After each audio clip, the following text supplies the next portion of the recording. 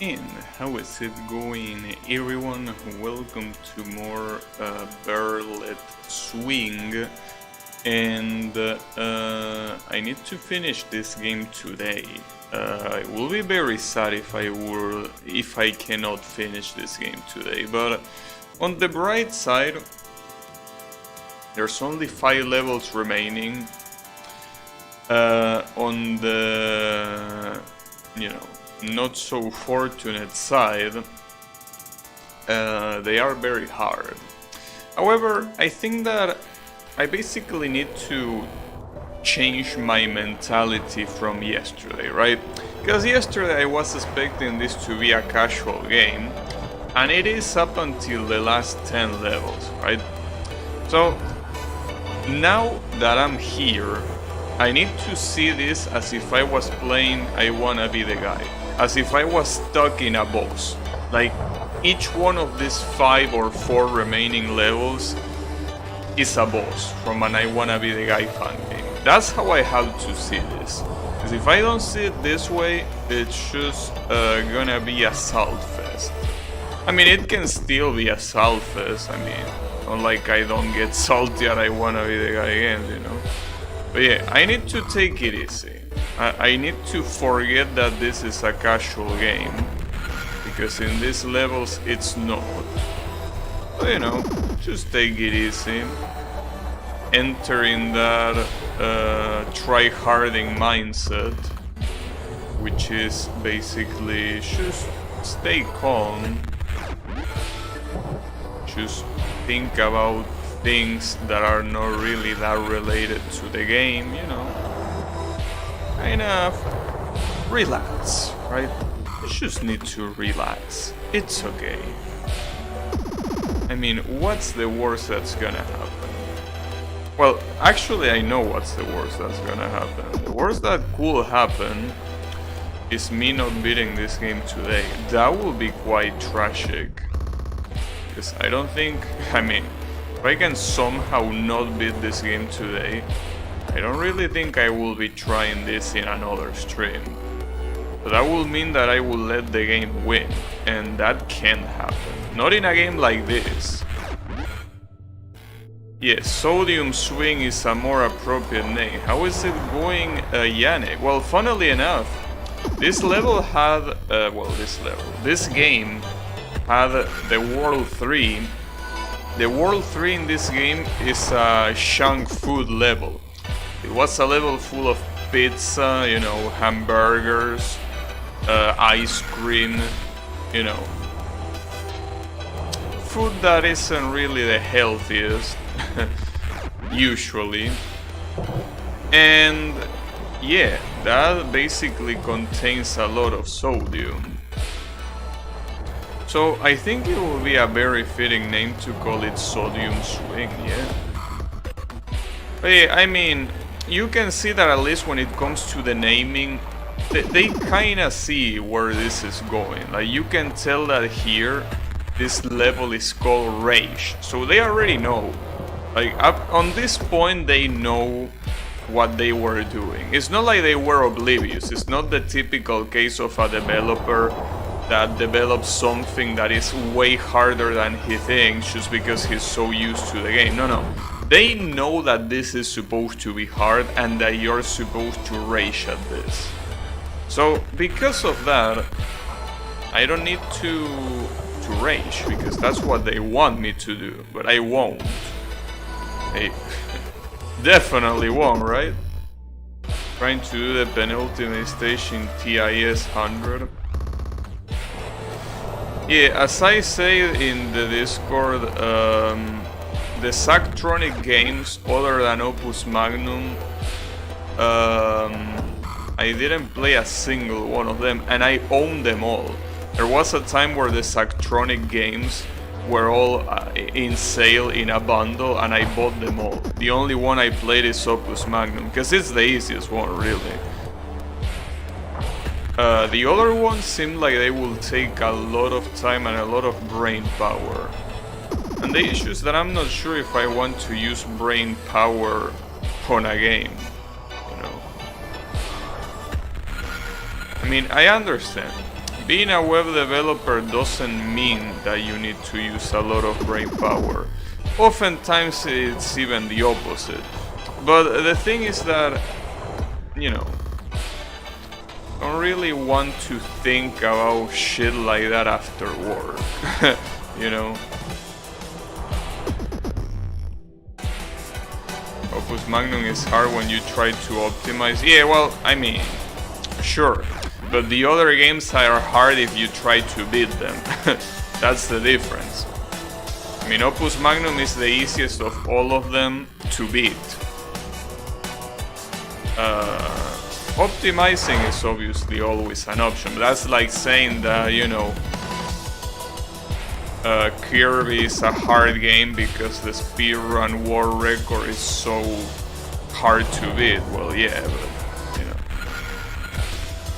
a lot of games can be hard taking that into account. Wonder how well, actually a speedrun of Opus Magnum will be super boring, because it will be all about memory. I don't think execution really matters that much. I mean, you can tell that execution will help to, you know, make optimal clicks and everything. But you know, the kind of game that is obviously a very non-conventional speedrun. So everything that you do is not really very impressive execution-wise. And since you don't need to think, obviously, because you will have your own strategy that you need to memorize, it's kinda dumb, right? Well, I mean, to me, speedrunning any game is dumb, but a game like Opus Magnum is even dumber to speedrun. Speedrunning memo and menuing. I think that, well, it's pretty much, now that I think about it, it's kind of like studying for an exam. I mean, it's kind of, it's a very good comparison now that I think about it. You know, when you study for an exam, usually, especially exams that require you memorizing formulas and a very specific step-by-step of something, you know, you usually memorize. So I think that speedrunning Opus Magnum is pretty much like studying from an exam. For an exam, not from. Hey Colo, how is it going? But yeah, it's definitely a game that speedrunning wise will be not a good idea. Just not a good idea. But I feel like at the same time, there's probably someone that did it. I'm pretty sure if you look up in YouTube Opus Magnum speedrun, there is one lunatic person that did it. Obviously, considering that it's a game that most likely nobody gives a shit about in the speedrunning community, I will assume that what they do is probably not very optimal. But regardless, it's, you know, it's funny to think that it exists, right?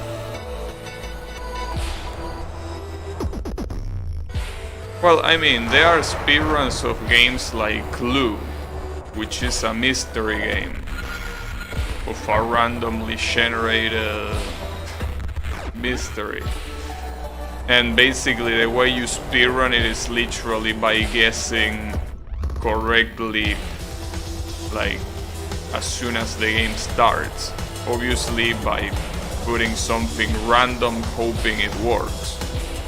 And it's funny because the other game that I was playing the other day helped me remember Satori-sama. That game is pretty much the same. Yeah, exactly. You read my mind, Yannick. Exactly that. That Satori game. The problem is that you will need to get lucky 7 times in a row. With Clue, you just need to get lucky once. Yeah. Usually games like that are all about guessing.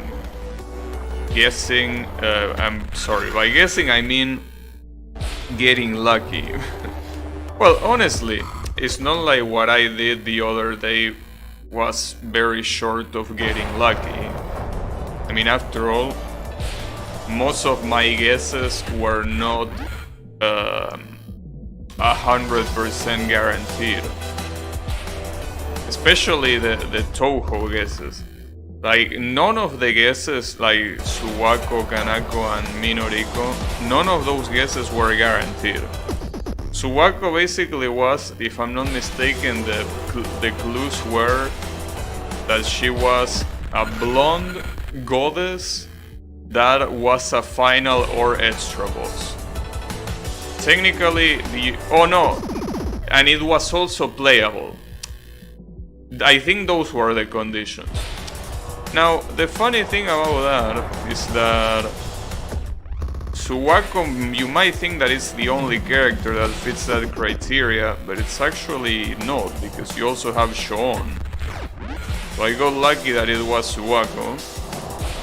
Then the Kanako one was extremely lucky. The only clue I had is that it was a god. That's it. And I just put Kanako and it worked. And then the Minoriko one, it could have been either Minoriko or Shizuha. So at that point, see, I think that that's very fucked up, right? How will you differentiate in that Satori game Minoriko and Shizuha? Like, what question will you even ask to differentiate them? Because don't they even have the same hair color? Aren't they both blonde? Oh, I think I know the difference. Minoriko has a hat and Shizuha, I'm pretty sure she only has like a ribbon. Or like some accessory like that. But I'm not sure. Then again, it's one of those that it's really a 50-50. Yeah, gods are OP in the quiz.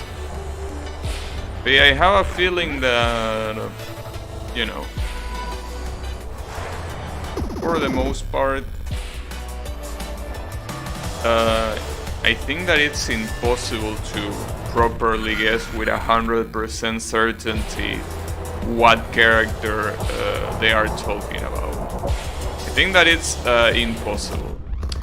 There are some characters that I feel like there is no difference between them when it comes to the questions. Like, for example, let me think of an example. Let me think. Like, hold up, let me think. Let me think. Because will have to be a character that is pretty much not a final boss with the same hair color and just being a generic yokai. If you get that, I think it's impossible to guess. But I'm trying to think. Problem is that, you know, when I think about Touhou characters, believe it or not, the hair color doesn't come to my mind. Except, I guess, for characters that I like. For the most part, I don't remember the hair color of a lot of Touhou characters. But that's basically the main clue that you will have. And if it's the same for two of them, how will you even do it?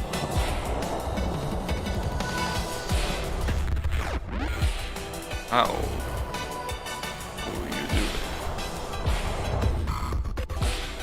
But I'm pretty sure there is a combination like that. It's just that I can't think of it right now. There is a lot of questions that rule out some possibilities. Like, for example, you have characters like Sho and Alice, right? They are both blonde, they are both non-final bosses, because I'm pretty sure that it doesn't count the fact that Alice is an extra boss in Mystic Square. They both are yokai, and you know, well, no, that actually has a lot of differences. Sho was never playable. She's also a follower of a boss. Yeah, okay. she's also related to animals. So yeah, never mind. That's a bad example. That is actually a bad example.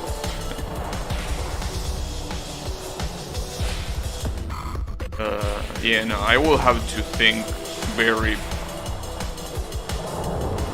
hard to see of a combination that will give you 2 possible answers or more. I think it's actually harder than I thought. Maybe the questions aren't that badly done after all. Maybe. But there is also the fact that my brain automatically filters a lot of characters that I don't really give a shit about. That also doesn't help.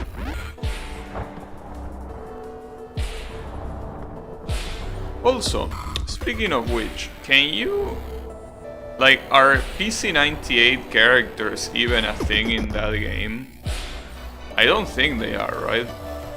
Like, I think they start with EOSD and they end with 17.5, right? In that Satori game. Which will make sense, because there are so many characters that you don't even know what they are. Yeah, no PC98, yeah. I expected that. And it makes sense, there are a lot of characters that you don't know what they are, really. Though I feel that at least Touhou 4 and 5 could be included. Maybe only 5, I guess. I think that only 5 is fair enough. Because I think that you have characters like, for example, Shinki. That would be cool to have.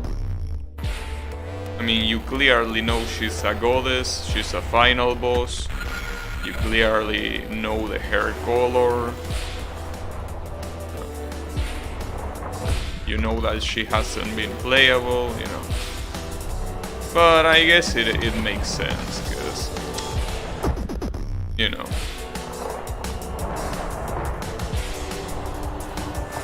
It would be nice if it was an option that you can toggle in or toggle out. It would be even nicer if you could fully configure the pool of possible answers, right? Like, for example, if you haven't played many of the later Touhou games, that you can be like, well, I want to guess from Touhou 6 to Touhou 12, right? So that way you can play that guessing game like that. Obviously, don't make that count toward achievements, like just make it be there just to, like, you know, I don't know, test yourself how much you know about Touhou characters or whatever. But like, that would be cool. I also wonder if when inevitably the next Touhou game releases, if he's gonna update the pool, because I don't think it should be that hard to do, right? I mean, other than needing to put an update there, I don't think it will be that hard to properly implement, right? I feel.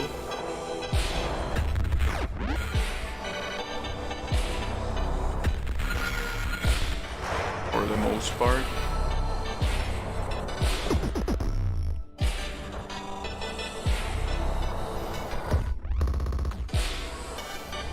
Then again, the next official Touhou game is gonna release next year, probably. Minimum. Minimum it's gonna release next year, not before that. So.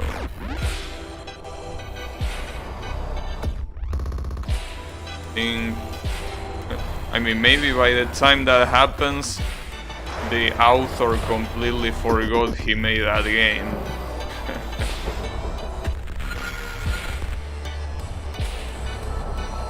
You never know. A lot of things can happen.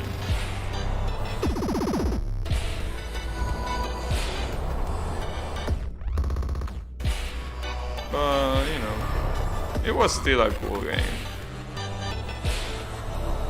As I say, by far, the character guessing level is the best thing that game has to offer.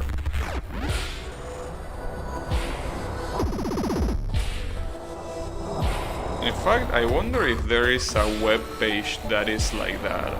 Because I will assume that there is someone that made something like that happen, right?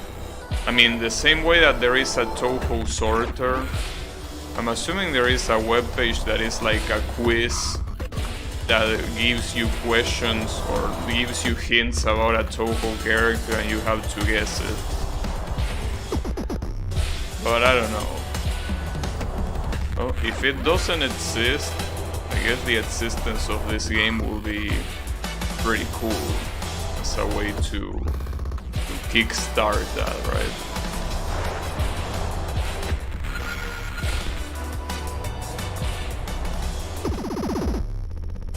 Ever saw that? Yeah, I haven't either. But it would be pretty cool. Like, imagine if you... someone's talking shit and you know, you are like, bro, you haven't even played a single Touhou game. And they are like, yeah, I did. I played every single game. Oh yeah? Prove it. One for spell cards. Funny thing is that even I have played every single Touhou game. I have no idea about the name of spell cards. One of those things that, you know, there is no chance. Especially, I guess the problem will be the translation more than anything. I mean, you gotta understand, a lot of Touhou elements, I guess you could say.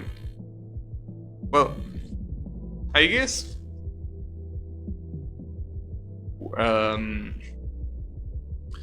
anything that is related to translation in Touhou is super heavily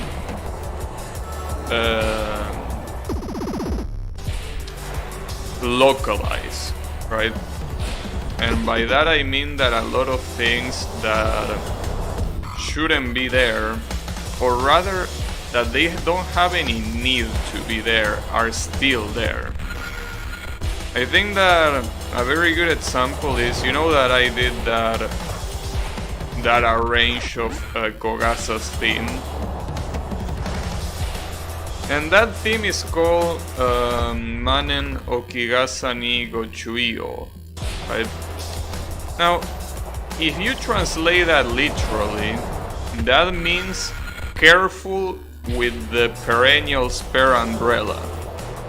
That's what that means. However, the guys at Touhou Wiki translated it as beware the umbrella left there forever. And the reason why they did that is because there are a lot of nuances that for someone that is not native you wouldn't catch if you would translate it literally. So they decided to go for that. And the thing is that that applies to a lot of other things, you know. Like that applies, well, as you were saying, spell cards. There are a lot of things that are just a matter of interpretation and localization. And those things are something that you never know what to use. Cyrno's theme is another very good example. Some people translate it as the beloved tomboy girl, and some other translate it as the tomboyish girl in love, right? Which one is the right one? Right? And with spell cards it's clearly the same too. In fact, I would say that it's even worse for spell cards. A lot of spell cards are way more nuanced than music titles. I think a nice example of this, funnily enough, since it's a spell card that is very well known in this channel, Ame no Norigoto, right? So, that spell card, for what I investigated, Norigoto is not even a real world, I mean. Not that it's badly translated, no, like the Japanese word Norigoto doesn't exist. It's a mixture of two different words that the mixture itself doesn't exist, right? However, the Ame portion, I'm pretty sure does exist. It means heavenly, but they left that untranslated on purpose. It just went with the whole romanization, so what I'm trying to say is that, I mean, for what I know, Ame no Norigoto is still like that, like they didn't change it. But there are other spell cards that constantly change it. Kael is saying, well, I think that the first part says Soten Bakoi Musume, which is the name of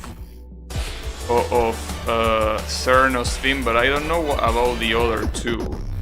But anyways, how is it going, Kael?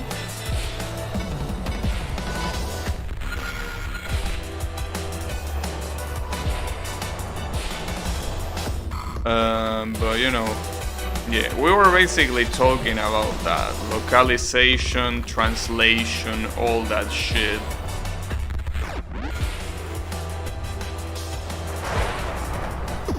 That making a quiz for spell card names and music names will be a disaster. Like, you either do it in Japanese or you don't do it.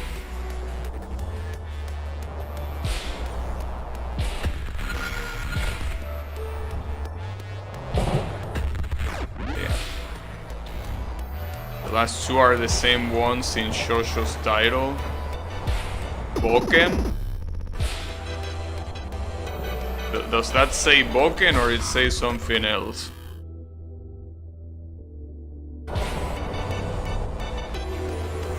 Or maybe it says Kimio? Comes to speedrun the game with Cherry Carrot Card Casino. God damn it. My favorite character, right?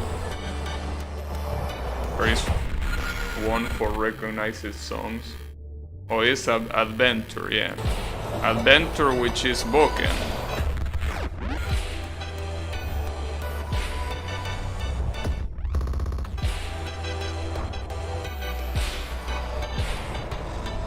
Yeah. It's a clusterfuck. And it's a clusterfuck even in the simple... Because, you know, Sun is a stoner, we all know that. And Sun really likes giving very complicated names to things that shouldn't be complicated, because he's a stoner. But the thing is, there are some other things that are not about being a stoner, and they are more about interpretation. And one example that I was thinking of, which is a super simple example, you know, Mamisu's theme is called Sado no Futatsuiwa, right? The translation for that is, or the translation the Toho Wiki folks gave it is Futatsuiwa from Sado, because it means that, you know, basically it's her name and she's saying that she is from the island of Sado, right? But that could also be translated as Futatsuiwa of Sado, and it will even be maybe more literally accurate, though less understandable for people that don't really know what Sado is or who Mamisu is, right? So that's the thing, right? From Sado is a good translation because it quickly allows you to know, okay, it's talking about this character that is from Sado, right? You know, I think that if we go to the literal translation of Sado will be more accurate. But you know, it's whatever, basically.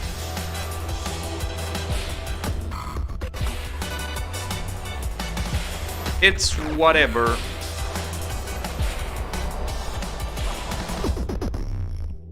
Mamisu is made of sado.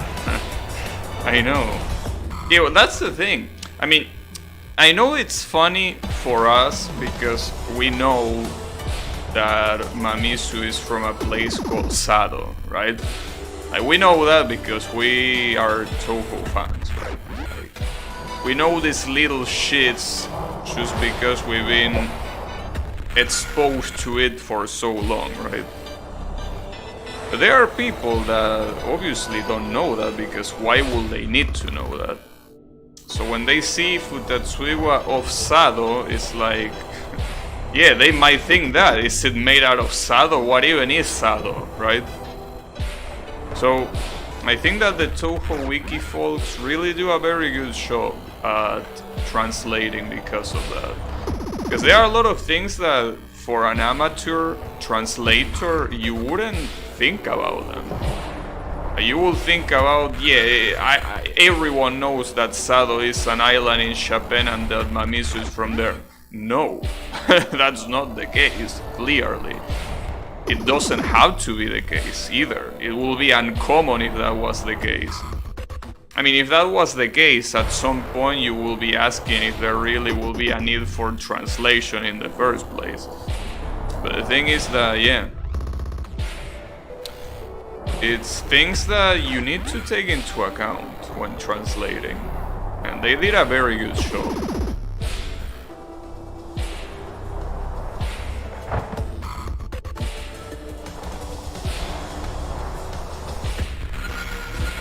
And I'm not a very big fan of localizations, but if you are new to something, especially if you are new to something that is Japanese made, and you're not very used to how the Japanese voice their things, well, voice, I mean express themselves, might come out as nonsensical if you don't have a right localization for it.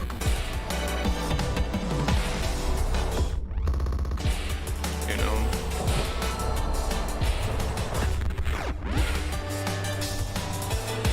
But yeah. Obviously, it's all about doing it in moderation. Because there are some localization teams that go very far with the localization, to the point where they don't even preserve anything of the original meaning, you know? Why translations learn languages? Yeah, I know, right? Yeah, there are just so many cases of localizators clearly stepping over their boundaries. The worst part, I think, are Dragon Ball localizators in the USA. Like, those guys. But then again, that applies to 4Kids in general in the USA. I don't know how they are not out of business. I mean, even if they are doing well economically, they just deserve it.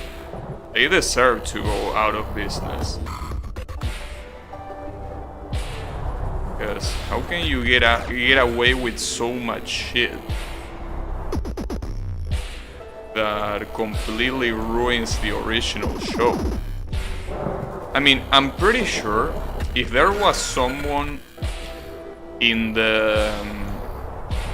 Toei Animation that gave a shit about the localization, or even more importantly, New English, like, they will probably see that translation and they will be like, dude, this is not okay, you know?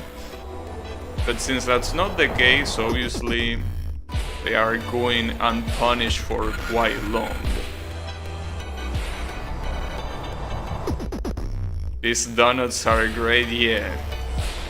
Things like that are so bad. Because it's not even good as a localizing thing.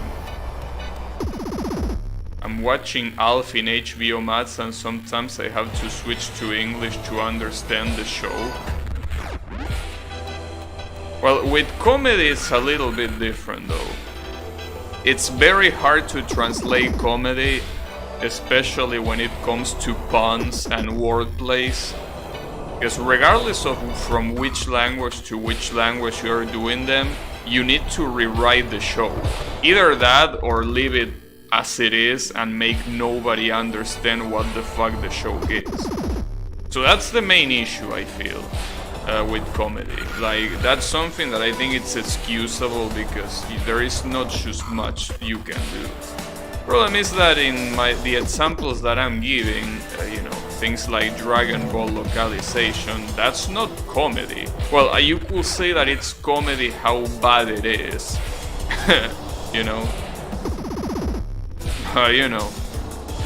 That's not the original intent, clearly. But yeah, it's always about those sort of things, right?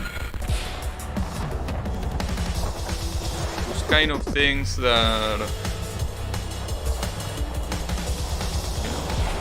So I guess in USA's case it's a very particular case of very ridiculous patriotism that just doesn't allow their kids to be quote-unquote indoctrinated on foreign culture, right? So sushi being present in a kid's cartoon, no way. Or if it is presented, it better be more than shown that this is foreign, like this is not common, right? That's so messed up. But I think the USA is the perfect example of a country. I'm not, blaming the people, everyone, obviously. I'm just blaming the ones that take these sort of stupid decisions. That it's always about what other countries do is bad, but what we do is right. So they don't care about the fact that the whole world pretty much gets indoctrinated in their fucking bullshit of a culture they have, right? Nobody cares about that, or rather they don't care about that. But hey, if they suddenly see something foreign being treated as normal in a kid's cartoon, then get that out of here. We can't have any of that. Yeah, sushi more like mini burgers. Today I got a banned Pokemon card of a Grimmer looking up and a Squirrel Girl happened to pass by that direction, so they banned it in the US and made Grimmer look straight. Nice. Right, but that's also a different story. Because even though I disagree with censoring that, at least they have the reason that these are not the kind of morals that we want to teach our children. So that's acceptable and respectable, right? I don't mind. I mean, I don't like it, but I don't mind. It makes sense. It makes sense. But what I'm saying about sushi and shit is them just pretty much being bigots. Something that is foreign is wrong if it's treated as normal, right? Because I mean, sushi is harmless. Like, just because a kid knows that sushi is a common food, even though they will later probably know that it's common in other countries, it doesn't harm them. If anything, it enriches their knowledge. It's like importing a French show that has baguettes and replacing them, well, with donuts, right? What are we having for, you know, for a snack? No baguettes. Wait, I didn't mean to say baguettes, my bad. I meant to say croissants. Whatever. The point is that my point still stands, basically. That something that is foreign, it's wrong. Thankfully, I think that they only do that with children's shows, I think. So at the same time, it could be worse, but yeah. Only Subway bread, I know. It has to be bread.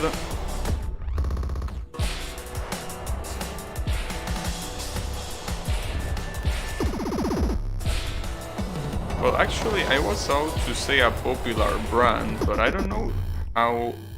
What's a popular brand of bread? Well, yeah, you could say Subway, but I'm talking about the bread that you buy on a store. Is Bimbo something that also exists in the USA?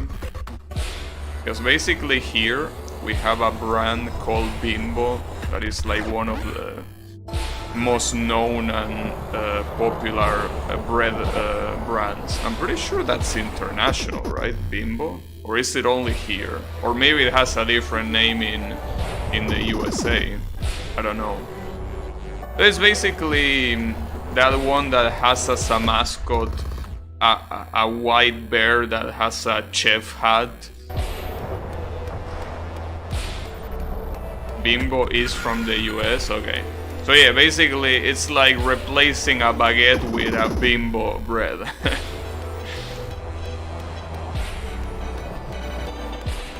Yeah, that same thing. I know about Wonder Bread, but from a fucked up thing. I don't know what Wonder Bread is. We don't have that here as far as I know. I'm interested of knowing how you know about it if you know that, if you say that you know it from a fucked up thing.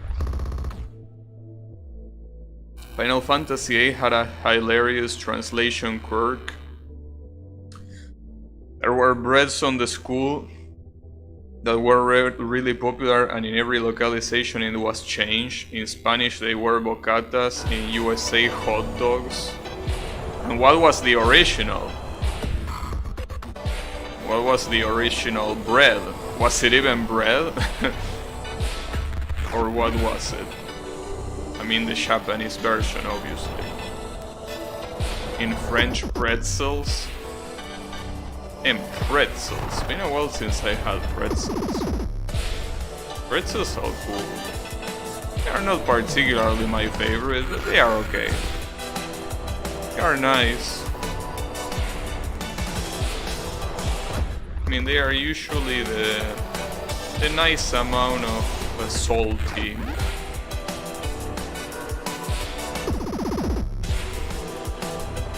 Maybe in Japanese it was only very generic bread.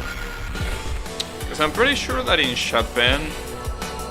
Well, no, I'm not very sure actually. But I think that in Japan, bread is seen as one of those... Wait, give me a second, I need to think. Fuck, I don't know where to go there. Are those rotating... Well, I'm assuming I'm supposed to go to those rotating blades. Shuspan, yeah, that's exactly what I was saying. Like, I'm pretty sure that in Japan they don't really have any special bread, because for them bread is special. The same way that meat is special, right? Like, bread, yeah, the word for bread in Japanese is literally pan. Because it comes from French, if I'm not mistaken. Yeah, it's supposed to be considered a foreign thing.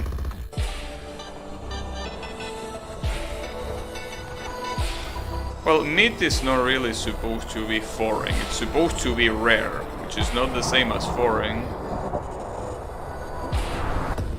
Oh, damn, that's hard. But okay, at least I kinda understand. Apparently someone had a fetish for women destroying nature, like cutting a forest with a chainsaw and buying full carts of Wonder Bread and commission a lot of art like that. What? That's a very specific fetish. Alright. I mean... nice. What the hell?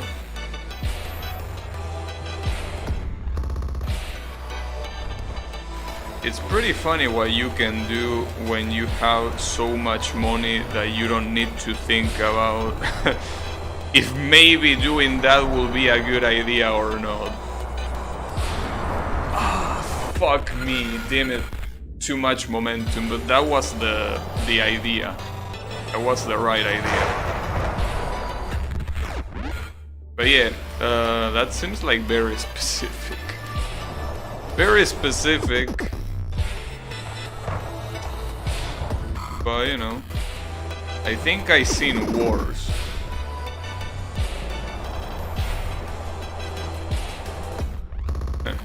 It's okay, don't worry about it. At least I kinda know how to get there more easily. I mean, not really. It's not something that I have completely guaranteed, but at least I understand a little bit more how this level works. But yeah. Hey, if it's safe for work, I want to see those images that you are describing in Discord. If it is. If it's not, then well, no. But you know. I mean, I'm assuming that by what you're describing it should be safe, right? I mean, if it's only that... fuck me. If it's only that, it should be... normal. Well, normal is a way of saying... you know. Well, if you still have them, that is.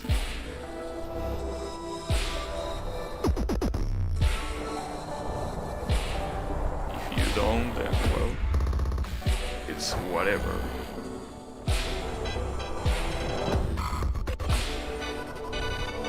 But, you know, in any case, there are some times that, speaking of localization, it's not just about things, it's not about particular things, right? Like in all of these examples that we're mentioning food, these are basically objects that could maybe not be very known, so the reason why they are changed is for more familiarity, right? Even though I think it's wrong, at least that's the reasoning. But there are some other things that are not about very concrete things. They are about more how the audience perceives it. So for example, there are many things, and I want to use Dragon Ball as an example because I think that it's the best example you can give for this sort of thing. In Dragon Ball, there are many things that got changed to kinda suit the whole theme of the show for an American audience. Now you know that the super iconic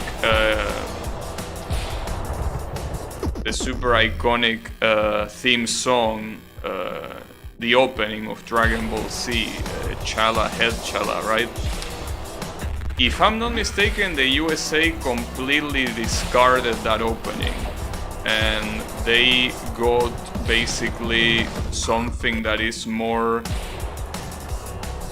similar to a rap. The same thing they did with Dragon Ball GT. You know that in GT the normal open is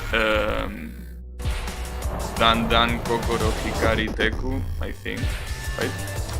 Well, that song got replaced by a song called Grand Tour, I think, which is a rap that is welcome to the Grand Tour, and it just repeats that. You know? Yeah, Rap the... Well, it's not called Rap the Dragon, I think it's called... Roar the Dragon? Something like that, but yeah. But basically, these are things that they change, not randomly. I mean, it definitely looks like something that they just made because they wanted to and for no particular reason, but it does have a reason. Dragon Ball in Japan is seen as a kids show. Like, it's something that is not really supposed to be watched for anything other, by anything other than kids, right? In the USA and probably the rest of the world, it's kinda different. However, at least in other parts of the world, well, with the exception of France, they pretty much kept the original opening, right? Some of them even translated the opening, leaving the melody. Well, at least Latin America did that. But in the USA they went a step further and they basically were like, no, you know what?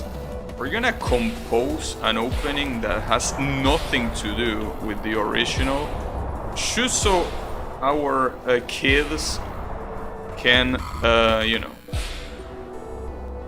cannot feel so overwhelmed by, you know, by such a special sounding opening, right? But let's replace it with generic garbage, or rather generic mature sounding garbage, because after all, I say kids, but in reality it's aimed more at teenagers in the USA, right? That's the thing. They changed that, but it doesn't end there. That's the worst part. Aside from changing the soundtrack, which also includes the songs while the episodes are happening and not just the opening, they also changed some dialogues. I think I talked about this in a previous stream, but there is a dialogue when Goku turns Super Saiyan, where in the original dialogue he says something like, I am a Saiyan that comes to you know, to take revenge for my race, right? And in the American dub he says something like, I'm the light in the darkness, I'm the superhero of the universe, whatever. Completely changing the dialogue for no reason, you might think. But they do that because they try to sell Goku as pretty much another Superman. Like, because they couldn't fathom having a protagonist that deviated from the norm. And the norm back then was basically having superheroes. Heroes that are, you know, very powerful and they just fight the bad guys. And that's where it ended. And there are some other dialogues where the American version adds dialogue where there is none. Also, speaking about Goku going Super Saiyan for the first time, there is a part where Freezer makes fun of Krillin's death, right? So Krillin's death basically appears as a flashback. It appears as a flashback in Goku's memory, and at that time no audio plays other than the explosion. Like, basically at that point Goku is saying, are you talking about Krillin? And then when the flashback ends, he basically explodes in rage, screaming, are you talking about Krillin, right? Like, he was super pissed. So the idea of that flashback was supposed to be like a tense moment, which is the reason why there was no audio other than the explosion. It's supposed to be like, them. This asshole is really making fun of this. In the English dub, they, for some reason, while the flashback is playing, they added, yeah, how could I forget this, in Goku's head. Because for some reason the directors think that having a scene with no sound is like, I don't know, wasting television time. So they needed to add that in a scene that is supposed to be tense, that is supposed to be silent because of that. And there are many examples like that, that's just one of them. So the point is that, yeah, American localization is trash, which is nothing new, but, you know, just in case anyone needed to know. Posted some, okay, I will check it later. If I Don't Who Will was not translated in Spanish, no, you got that wrong. If I Don't Who Will was actually translated in Spanish. In the USA, it's actually the one that fucked up, and I'm pretty sure it's the only one that fucked up. In the USA, well, that's a very good example. Kolo is talking about Hildegard's death, the 30th movie, no, 13th movie. In the English dub, no, let me start for the original dub. In the original voicing, it's basically Goku saying, he says, I need to attack him when he lets his guard down. That's the only time where he's not invincible. So the whole sequence of him trading punches with Hildegard is him mocking Hildegard. He's like, hey, I'm here, what are you doing? Why don't you fight, right? He's constantly taunting Hildegard until eventually he says, if I don't do it, who will? Right? That's the original scene. In English, they kept the first part, if I'm not mistaken, the one that explains the plan. I'm not even sure of that. I think that they even changed that. But basically, during the whole taunting scene, and even in the part where he says, if I don't, who will?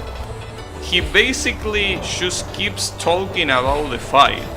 He just keeps saying, like, yeah, I have to attack him now because otherwise he's invincible, whatever. Like, he keeps saying that until he attacks. They completely changed the whole scene for no reason, basically. I guess they thought that Goku taunting Hildegard will sound very childish, and they couldn't have that in their perfect superhero. Because, I mean, the original, the Japanese voicing in that scene sounds quite childish. I mean, Goku is like, Hora kakatekoi, right? Like in a very high-pitched voice, taunting Hildegard. So they probably thought, okay, if this is supposed to be Superman 2, we can have this. We need to have something more manly. So they completely changed the whole dialogue. In Spanish, thankfully, they kept it the same. For the most part, I mean, they kept the same intent. They changed some words, but like it's the same pretty much. I mean, instead of saying if I don't, who will, he says if I don't, nobody will. And then instead of saying Ryuken when he attacks, which means Dragon Fist, he says now. That's the only thing that the Spanish version changed. The rest is kept the same, which is perfect. I mean, almost perfect, but it's how it should be. Making L black in Dead No Netflix, right? But that's a different story. Like, we're talking about, like, what you're saying is basically material that has nothing to do with the source material. What I'm saying is direct localizations, right? Like basically take the source material and they paste shit on top of it, which is kinda different, even though the intent is almost the same. The Northlings can get things right. You just don't neglect Dragon Fist. Yeah, I don't know why they changed that. I guess they thought that, well, the translation in Spanish will be Puño Dragón, right? They maybe thought that that sounded bad, or that maybe the lips didn't sync, which makes sense. I mean, after all, Puño Dragón has 4 syllables, while Ryuken has only 2.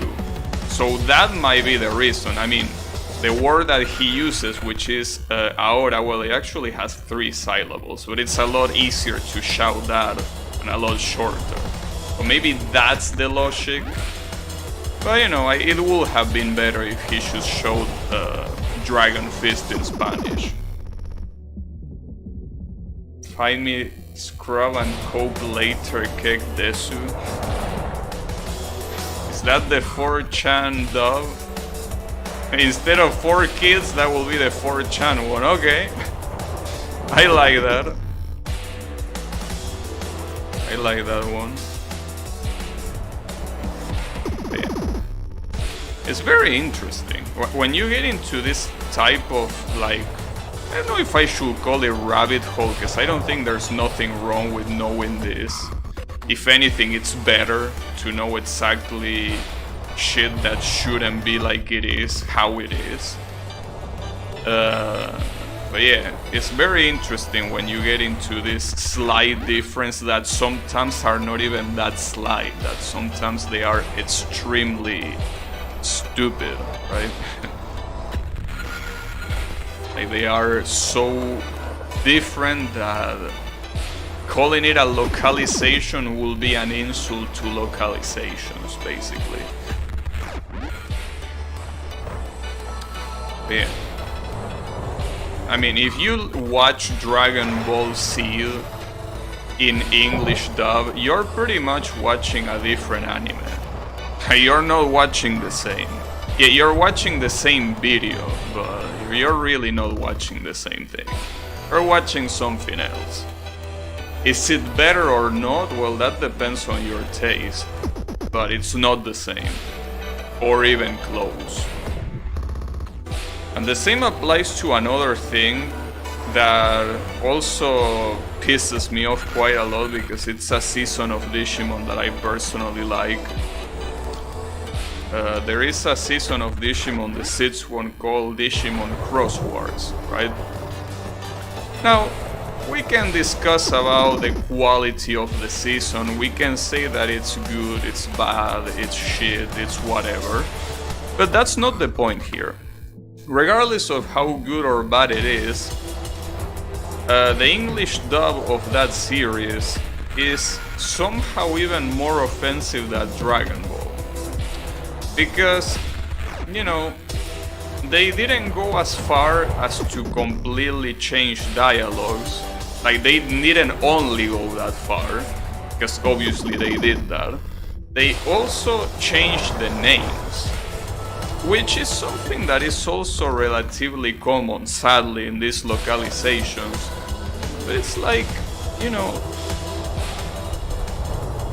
you thought, or at least you think, that this kind of things will be over by, I mean, 2011, which I think is when Cross Wars released, or 2012, it was one of those years.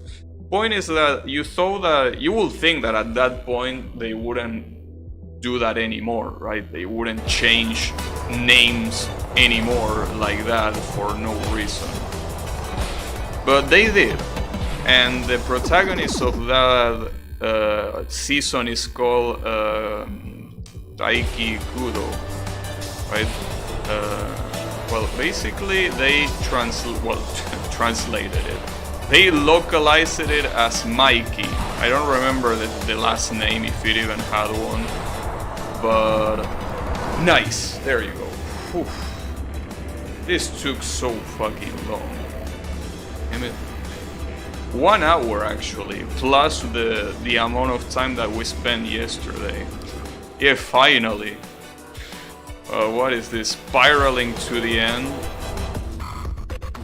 Yeah, that sounds like my sanity right now, indeed. It's been 12 years, yeah, 2010. But yeah, the point is that they translated the name as Mikey just because obviously Taiki sounded too foreign to them. But yeah, it's another example where the whole thing is changed. If you watch the original Cross Wars, again, regardless of what you think about that season, it touches a lot of themes that go from treason to, you know,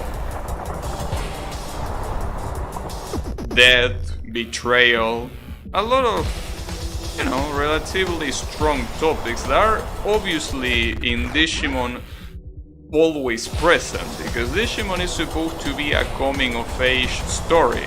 It's not supposed to be an all happy friendly show, a kid friendly show, right? I mean, it is still kid friendly, but it's not like everything is happy, right? Supposed to teach you about, you know, the things that will come in the adult world, right? Well, the American version completely got rid of all of that. It's pretty much a comedy show in the American version. Pretty much like Pokemon. You know that Pokemon, even in the original, Pokemon is supposed to be a complete comedy. There is nothing serious about the Pokemon anime. I mean, sure, you have the morons of Team Rocket, but I mean, that's more comic relief than anything else. But they basically, in the American dub, they turn Digimon into Pokemon. When it comes to the degree of seriousness in the story. Basically no seriousness at all. Yeah, I know. Digimon Fusion, that's how they call it. They didn't call it Cross Wars. They call it Fusion. Prepare for trouble, yeah. And make it double. Yeah. I guess that also, you could say that it makes sense from a marketing perspective, considering that kids expect something similar to Pokemon. So if they watch something called Digimon, and they are pretty much watching, you know, something that is kinda like Pokemon, just digital instead of whatever Pokemon is supposed to be. But you know, the problem is that, yeah, those expectations are not like that in reality. But the American localizators make sure that that's the case. You know, it's the way it is. So, this level, I have a feeling that I have to find a way to beat this level in the non-intended way, because the intended way looks like an absolute pain in the ass. You know. Huh. Well, speaking of localizations, if we're talking about hard games, Mega Man 2, in the American version, or well, I guess you could say the international version, because it's pretty much either the Japanese version or the American version, right? So the American version of Mega Man 2 has difficulty selection, which is something that is not available in the Japanese version. Now, what is the difference? Well, basically in the USA you have easy and no, I think you have normal and hard, right? So in the Japanese version, hard is the only available difficulty. There is no difficulty selection because it's the only one. In the USA, they were like, this game might be a little bit too hard, so let's create a separate difficulty called normal, that in reality is just easy mode instead of normal. Normal is hard mode, but you know, They were like that because they thought that their kids would struggle a lot, not realizing that the game is hard regardless of the difficulty setting. But you know, well, hard. I mean, as hard as any NES game, you know.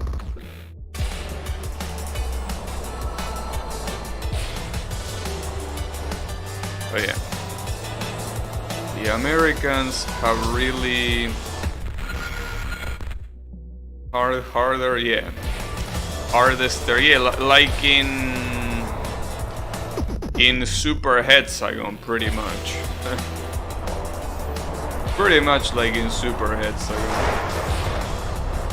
But yeah, basically, what I'm trying to say is that almost everything that Americans hand touch usually, yeah, completely loses its quality. Either loses it or just, you know, it gets into an inferior version of it. So because of that,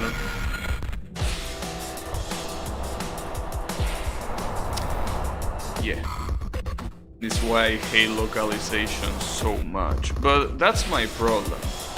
I shouldn't be hating localizations. I should be hating bad localizations. Not every localization is bad. When you see shit like that, you really have to think, I'd rather try somehow to see the source material, even though I can.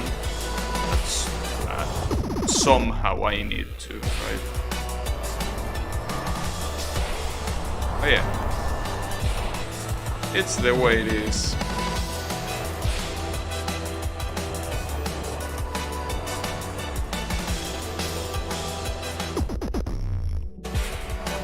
The good thing is that in this era of internet, this sort of bullshit is always called out.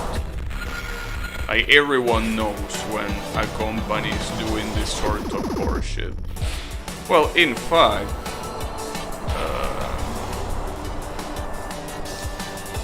not so long ago, in fact I think that 1 day or 2 ago, Guilty Gear Strive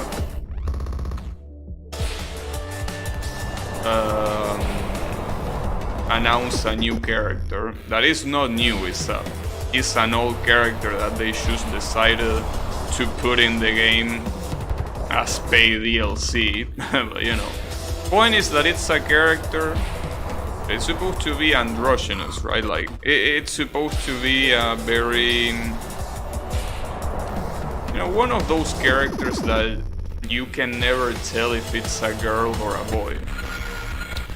But the thing is that the guy pretty much says that it's a guy, like, or rather, at no point he implies that he's anything other than a guy.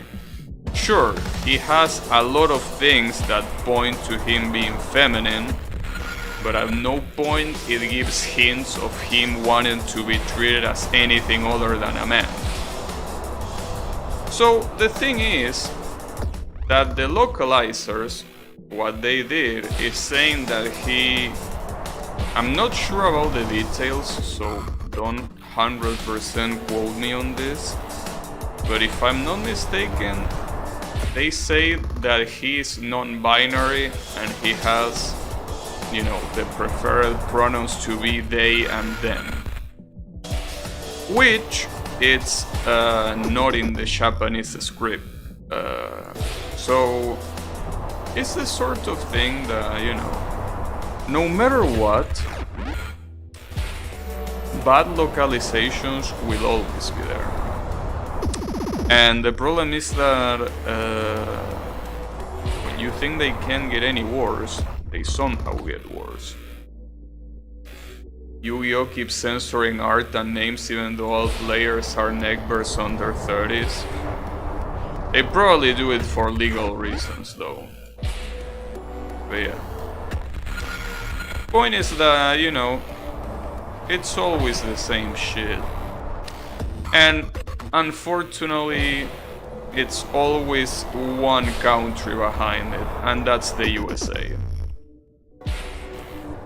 So, you know, there are a lot of times where I think to myself, I probably shouldn't be open about a lot of things when it comes to the USA, because I don't want to sound like a bigot myself, right? Like, I don't want to say them fuck the USA, right? Because that will be the same that they are doing. But man, sometimes it really makes me want to do it. Even though I know that the majority of people are not at fault, but damn. It's like there is no good thing coming out of it, except for technology. But when it comes to cultural things, like nothing good comes out of that country. Nothing.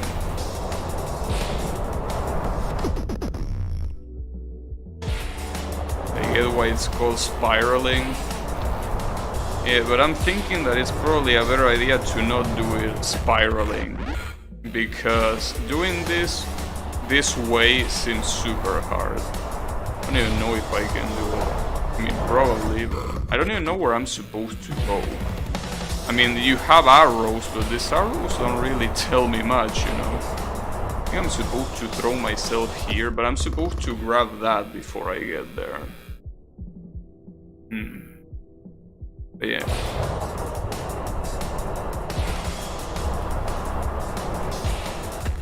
Regardless, you know, localizations. Yeah.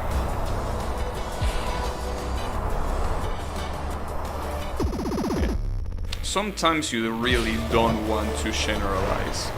But some other times there are so many coincidences that as much as you don't want to generalize, it comes naturally. Invalid localization deletes things like shames and basongas.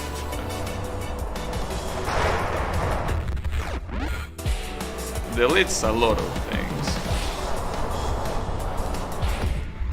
But you know, at the end of the day, as I say before, this sort of bullshit nowadays, it's always reported. So you will always know when the developer, well, unless you're talking about something very obscure that nobody gives a shit by you. But for the most part nowadays, you will know when something is intended by the original developer or artist, and when it's basically an invention of the localization. Thankfully, in this internet era, you can easily tell what's real and what's bullshit. In terms of localization, I'm talking, obviously. Not about other things. In terms of other things, if anything, it might be worse now than it ever been, but you know, that's fine, don't worry about it.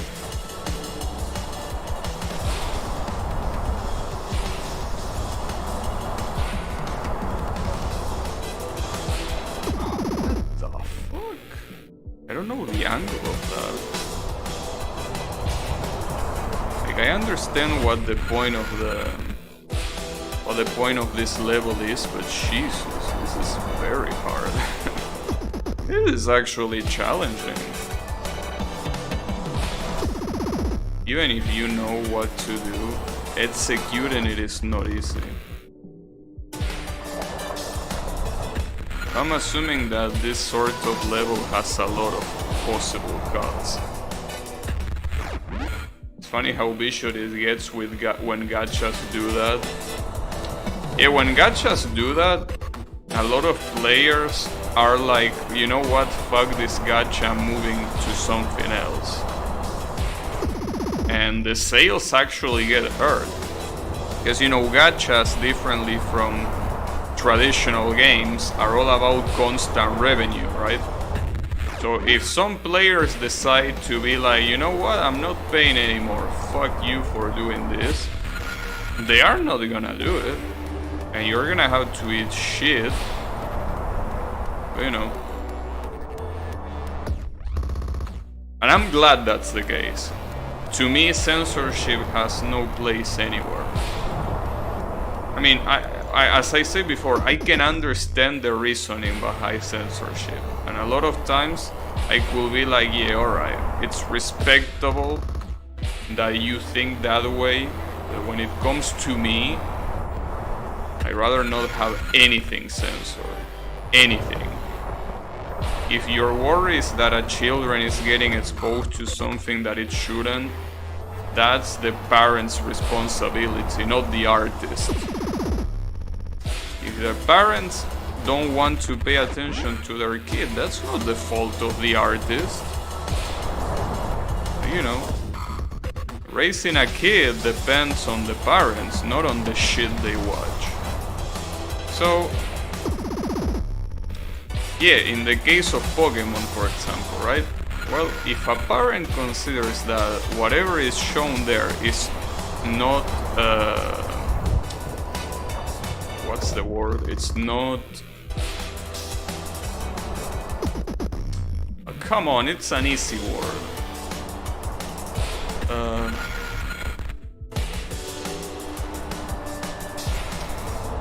Like, it's not appropriate, right? If they consider that something is not appropriate, then it's in their decision to be like, hey, you ain't watching this. Now, obviously the kid is gonna bitch about that and it's gonna be like, God damn it, I hate you, dad. But that's part of being a parent, whether you like it or not, you know? It's not all smiles and happiness. There are rough moments. And knowing when to say no to your kid is one of those things. And if you consider that whatever they are watching is inappropriate, you have to be like, you're not watching this. Obviously there are ways and ways of saying it, but the bottom line is, I'm not gonna let you watch this. Now obviously the kid later might watch it regardless, but that applies to literally everything. I mean, for what I've seen, you know the amount of people that are clearly underage, and yet they are watching porn. And I know that because I know that people, when I went to high school, did that. Even as early as the first year of high school, right? So what I'm trying to say is that even with the best parenting, those sort of things will eventually be seen. So, censorship is never the answer to me. The only thing that you're doing by censoring something is devaluing the art behind it. It doesn't matter if it's something insignificant. It still completely changes the original intent. That to me is the same as, you know, the same as staining a classical painting with shit. I mean, the classical painting is still there, but now it's smeared with shit, which is fine. You can still see that the Mona Lisa is there. It just has a couple of turds in it, but you know. The point is that, yeah. It's always gonna be nonsensical to me.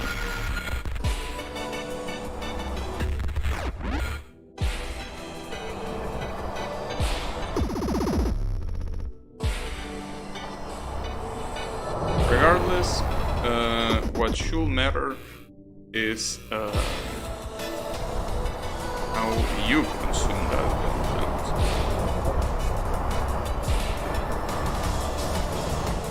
I remember there was a time where we were playing an MMO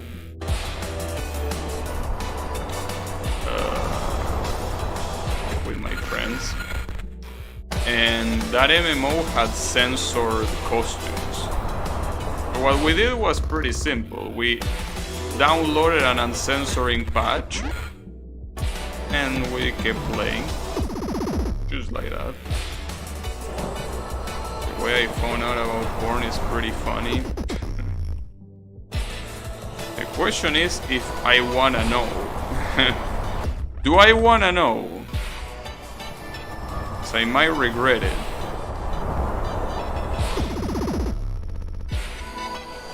But hey, I mean, you can go ahead and expose yourself.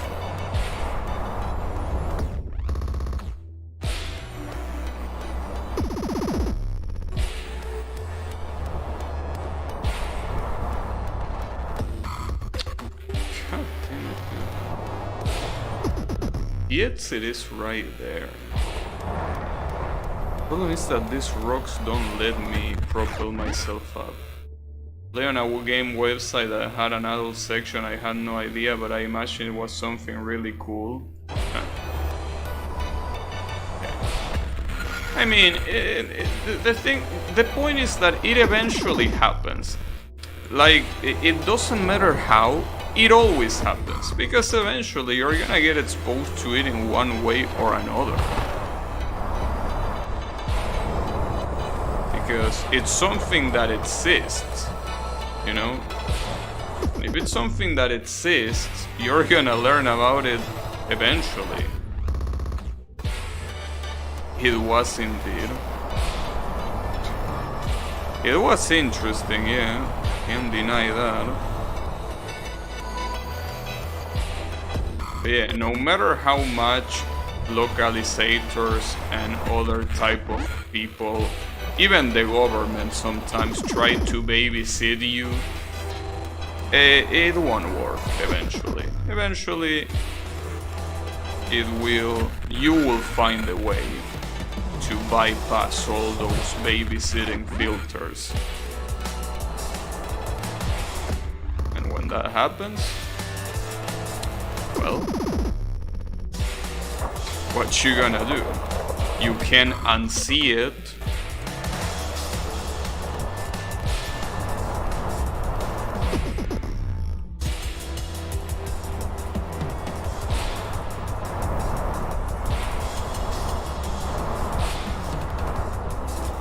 That's the problem. So I can go up to get to the exit because there are those rocks as ceiling, but if I use my momentum to go forward, I also cannot do it.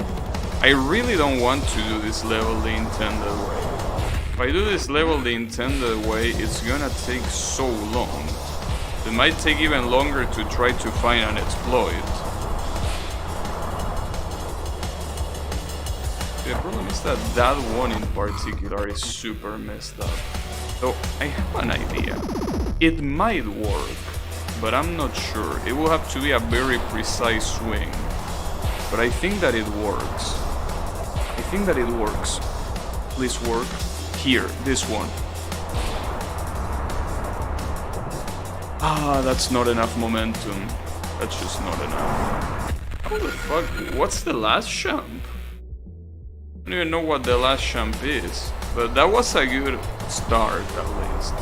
If I can find the last jump, that should work.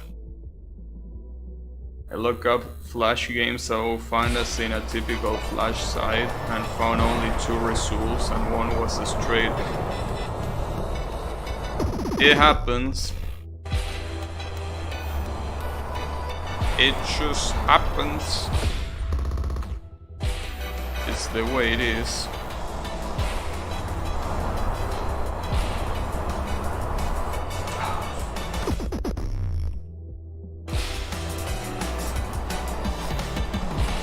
I wish I could tell you how I found out, but I don't remember. I mean, I don't remember how many things, you know? I remember many things that a lot of people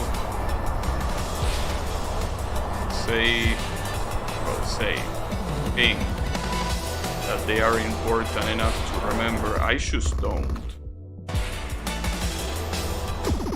Like, for example...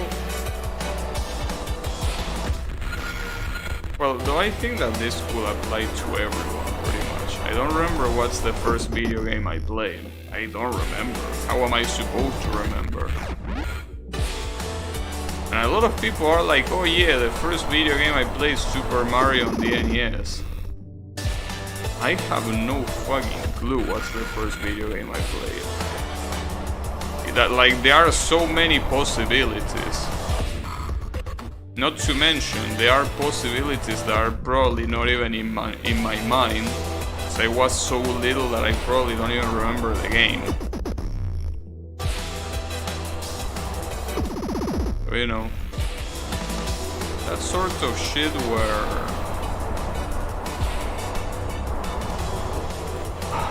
Damn it, dude. That sort of shit that would be nice to have, like an autobiography that is written not by you but by an external force that knows everything about you. So that way you can be like, oh really, it was this?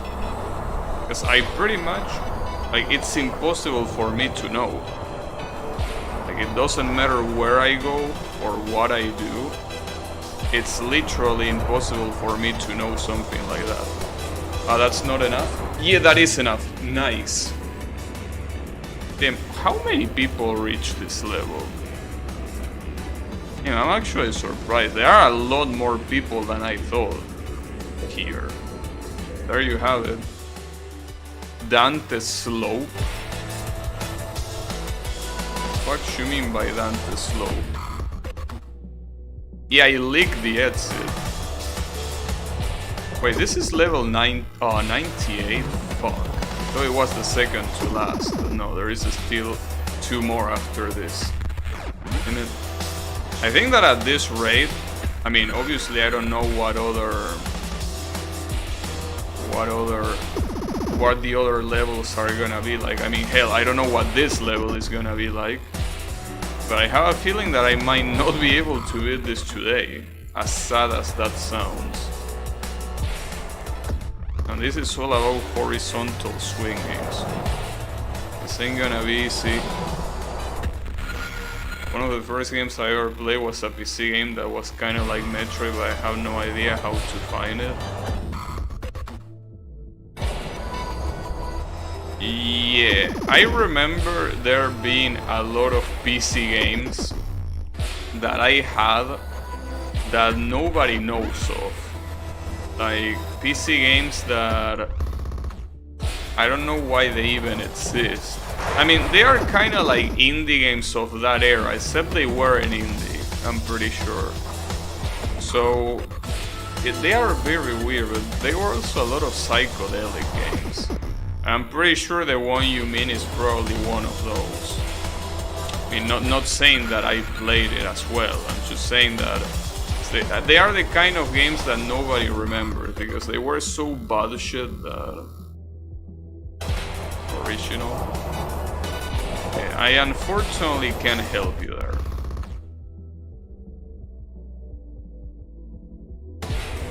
The one from 1990? Oh, you mean the first Metroid? The one on the NES? Yeah, unfortunately, I can't really help you because it's not like I even played Metroid in the first place. You know.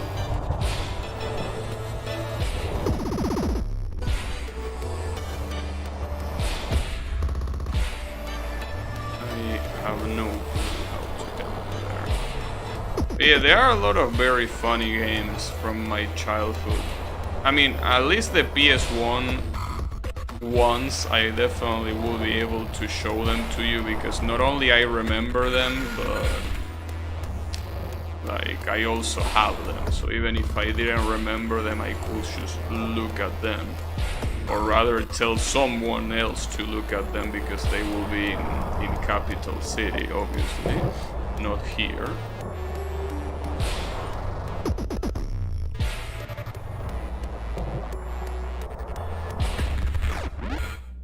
The Metroid-like, I don't know, but I play 1990 Prince of Persia.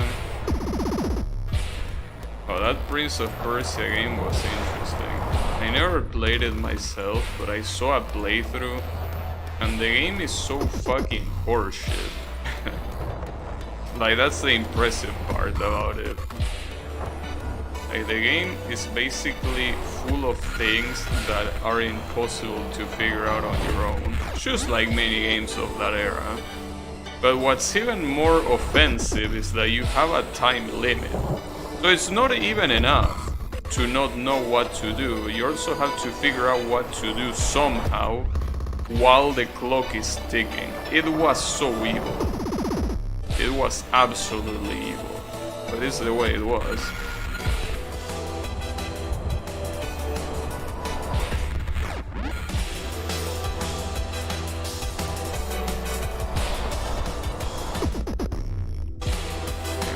A gamer on that one. I think she beat it. That would be impressive. But that's the thing.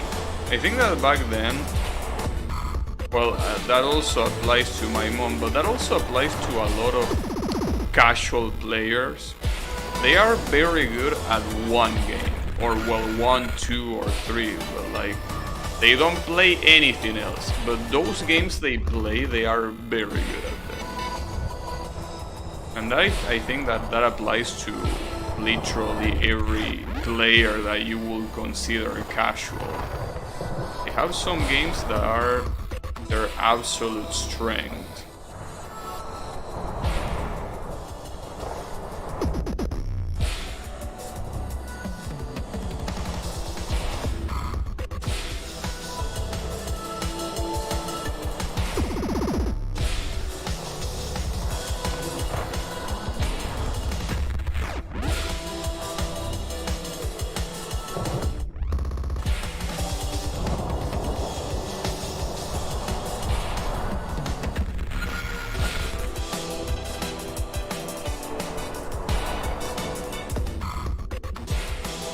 The strategy for this thing is something like this, but I'm not sure. It basically combines two things that are very fucked up, which is a close quarters and horizontal swinging, which is pretty much what most of the levels had, most of the final levels had. Both her Suma's Revenges has been playing it. Nice. Very, very kind of you. I mean, it's definitely a very good thing. Problem is that, for example, my mom, when it comes to playing games, she usually only likes to play the ones that she's used to. So you might think that, well, if she likes Suma, she will play Suma Revenge, right? But the thing is, like, for example, a game that she plays a lot is The Sims 2. And if you're like, hey, why don't you play the most recent Sims installment, that I have no fucking clue which one it is, but it's clearly not 2. And she's like, nah, this is the one I'm used to and this is the one I want to play. So, you know. And that's fine, obviously, but, you know. I mean, I could, to a lesser extent, I guess, you could also say that I do that. Well, actually, I have the perfect example. Street Fighter, right? Why don't you play Street Fighter 5? It's the latest installment. Why don't you play that game, Gabi? Why are you playing Street Fighter 4 instead? Aren't you a Street Fighter fan? So yeah, that logic makes sense. Not wanting to play a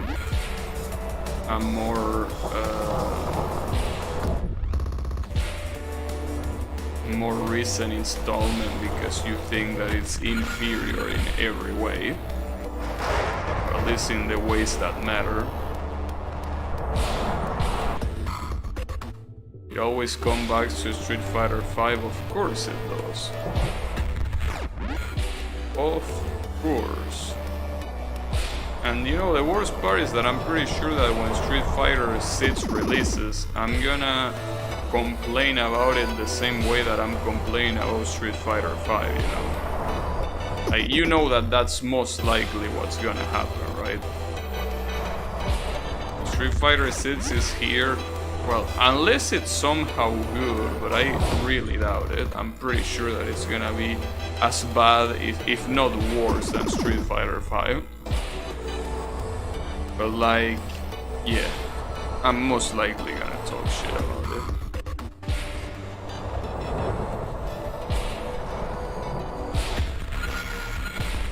More like bitching. I mean, it's the same thing at the end of the day. Complaining is bitching. I mean, you could say that it's justified, but it's the same thing. Complaining and bitching is the same. So, for example, if you go to a restaurant and the chef serves you a soup that happens to have a tarantula on it, well, obviously you will complain, right? I mean, after all, what the fuck are you thinking? But at the same time, that's also bitching. I mean, sure, you are in all your right, and you are also, you know, like, you are very much right to complain about that. That's still bitching, you know.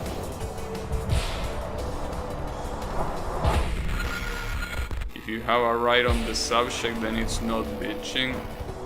It is still bitching. It's just that you have the right to do it. I mean, complaining is bitching, I feel. I mean, bitching doesn't necessarily have to be a bad thing, you know?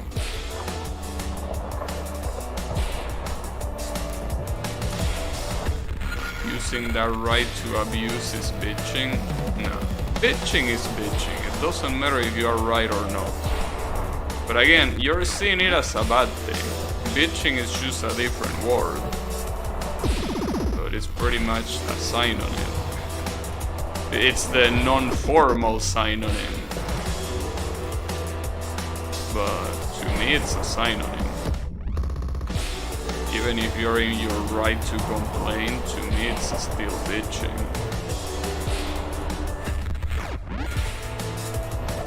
And that's fine. I mean, I don't particularly mind, because I don't see...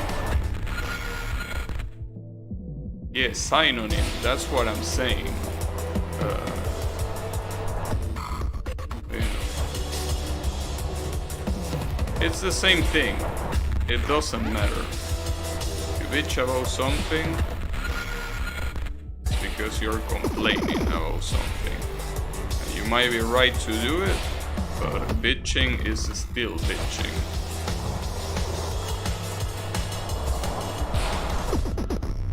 Regardless, I don't really care about semantics. The point is that Street Fighter 5 is trash and Street Fighter 6 is gonna be even worse.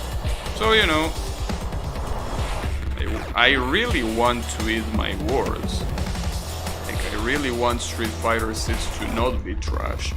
But everything points out to that direction. So, you're gonna hear me bitching about Street Fighter 6 the same amount that you're gonna hear, well, that you do hear me bitch about Street Fighter 5.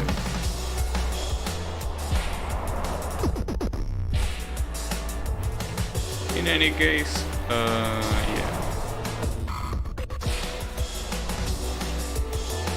You expect that when you come to this channel, that I will bitch about Street Fighter 5.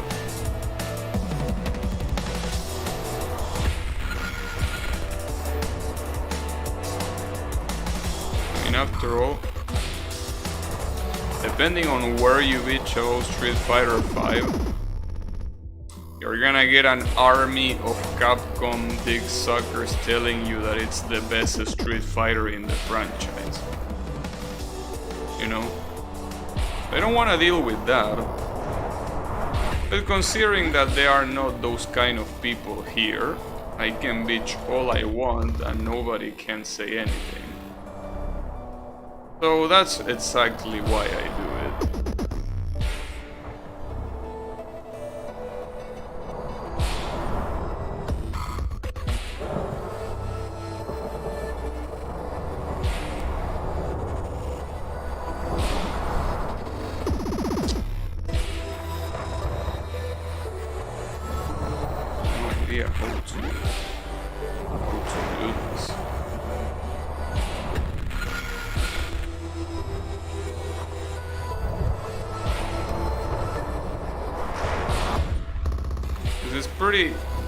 I think that it's pretty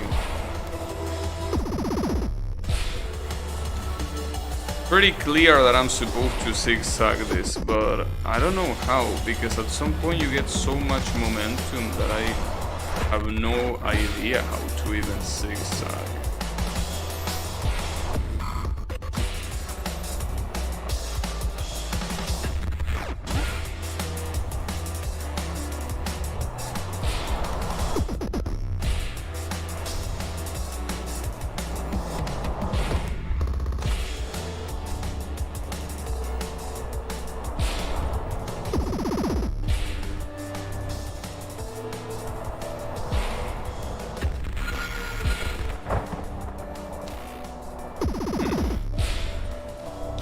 Yeah, something tells me that this is not gonna end today. Well, that's a shame. Well, you know, the funny thing is, yesterday I was looking at the achievements for this game. Needless to say, it has a lot of shitty ass achievements that no person in their right mind are gonna do. But aside from that, another thing that it has. So basically, you get an achievement every time you beat a world in this game. There are a total of 5 worlds. This one is the 5th one. And the funny thing is that the people that beat World 4 were like a 20-something percent of the people. Close to 30. The amount of people that beat World 5 are 2%. So basically, it's pretty clear how out of place this world is, difficulty-wise. And honestly, I don't just mean difficulty-wise. Style-wise, it's completely out of place. A game that is supposed to be about vaporwave and all this shit, having hell as a world makes no sense. Pretty sure that hell in no way is related to vaporwave. I'm pretty sure. Not an expert in vaporwave, but I'm pretty sure hell is not supposed to be one of those things. So it basically, like, this world is just completely out of place in every sense. And it makes sense that most people that play this game didn't even bother with it. Because it's pretty much like you're playing a different game, as I said yesterday. So absolutely out of place. And to me, it ruins what could otherwise be a very cool game. Like, imagining that game that I was playing some days ago called Cluster Truck. Like, imagine if that game, the last levels were like this, in terms of difficulty. My opinion of that game will have changed, because right now, when I think of Cluster Truck, I think of, wow, what a nice game.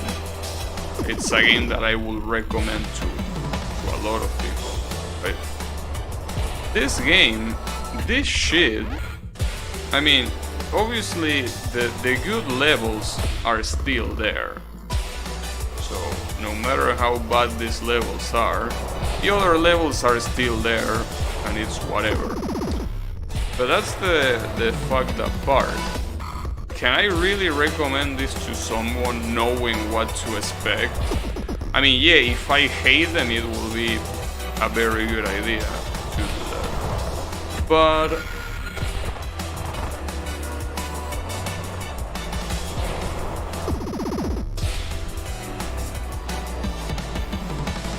the most part.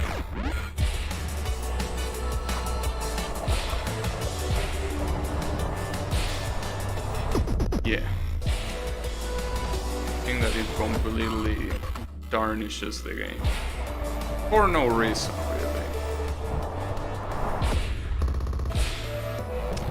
There is no reason for these levels to be part of the main levels. But it's okay. I can recommend them Street Fighter 5. I can recommend them Street Fighter 5, I mean... But no, that's very narrow-minded. Because if I hate someone, I can recommend any fighting game online. Street Fighter 5 is an example of a bad one. But if you truly hate someone, you can tell them, hey, why don't you play this game online? And that applies to literally every fighting game. Fighting games online are garbage. The worst type of online game that you can probably play. Like, it's just the kind of shit that, you know, it's kind of like League of Legends, I feel, in the sense that you go there if you want to get salty. The difference is that at least in League of Legends you play it with friends. Usually, you can play it alone too, I guess, but usually play that with friends. Fighting games you play by yourself. You take your losses by yourself, and nobody's gonna be there to tell you that everything is right, don't worry about it. No, you have to take the L's, and all by yourself. And the worst part is that since you're not even next to the person that beat you, you cannot even ask for tips, you cannot even have a conversation to alleviate the salt. No, you are dead. Dead of salt, of high cholesterol. So yeah, if you truly hate someone that doesn't know about fighting games, tell them to play a fighting game online. That's a very good way. Especially games with shitty ass netcode like Tekken 7, for example. Yes, well, honestly, Street Fighter 5 has a shitty ass netcode too, but Tekken is somehow even worse. So, just tell them to play a fighting game online. And that's more than enough. Obviously, the fact that they played or not, that they actually try to get wins or not, will depend on them, but I think that it's a good start. Like, the thing is that if you recommend them Street Fighter 5 from the beginning, I feel like they are not gonna feel it. Not as soon as it can. Well, maybe that's a good idea actually. Making they think that they have hope. They have hope in being good, because when you play a fighting game like Street Fighter 5 that has very easy execution and a very big player base, if someone goes online they can probably get a couple of wins. So you can basically do that to be like, you know, there is some hope. You can actually get good at this game. And then the cold reality hits, and you just get destroyed by people that are actually decent at the game. Which in other fighting games will be a lot faster, because you will get hit by people that are decent at the game as soon as you start playing. So that way the reveal that you fucking suck will be a lot less surprising, right? So you will get your ass beaten from the very beginning. So yeah, I think that Street Fighter 5, it really is the best game you can recommend to someone you hate. But you gotta understand, the chances are, since it's a fighting game, that they are gonna say that, nah, I don't like fighting games. Because honestly, who gives a shit about fighting games nowadays? Nobody. Except for the people that gave a shit about it before. So, what I'm trying to say is, chances are that you're not even gonna get them to play the game. But if you do, yeah, Street Fighter V is a very good one. It's the perfect one, I would say. I guess Tekken could be better even, though I don't think Tekken has the same player base that Street Fighter V has. Not to mention that I'm pretty sure Tekken has no crossplay. I think. So the fact that it has no crossplay means that the player base is a lot smaller, but Street Fighter V has crossplay. So you even get more people to play to make you think that you don't suck. I think that that's great.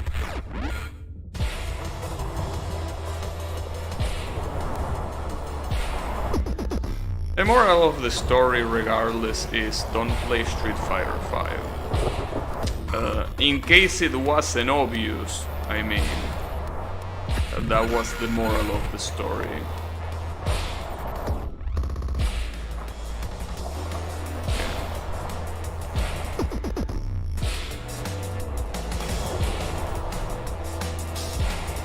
I think that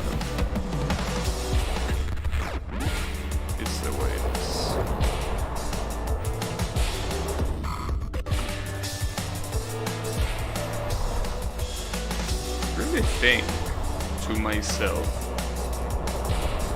what would have been of me if I had gotten into Street Fighter V?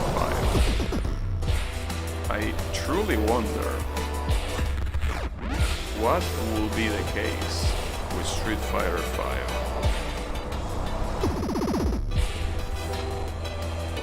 What if I tried to get good at it since day one? Especially considering that it's such an easy game to, at least when it comes to execution. Hell, maybe if I really try hard at it, I could have gone pro. You never know. I mean, it's clearly unlikely, but it could have happened. It's a possibility. What would have been of me? I feel like I will be already dead if that was the case. All the time wasted playing that shit. Telling all those years, telling myself, nah, this game is good, don't worry about it. It's not clearly worse than every other installment. Yeah. Wonder what would have happened. But I'm glad I didn't pick that path. I'm certainly glad.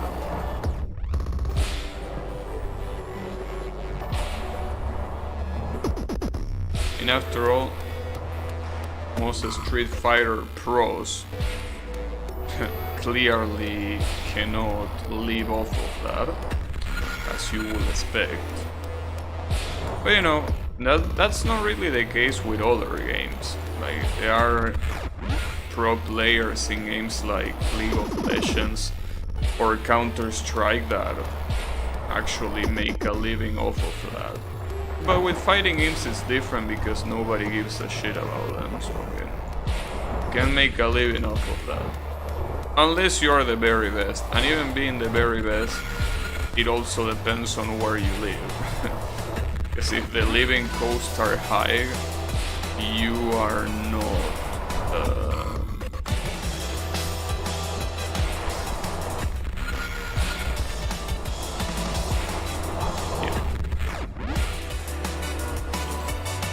you are not doing shit with that.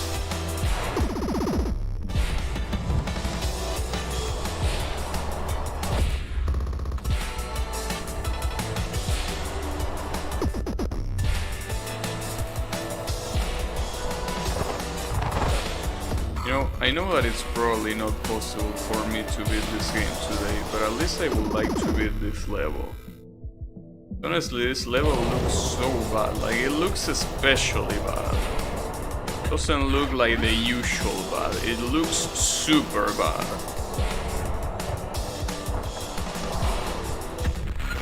The momentum, like, you go so fast at the end that you really can't do shit unless you have godlike control, which I don't have, obviously.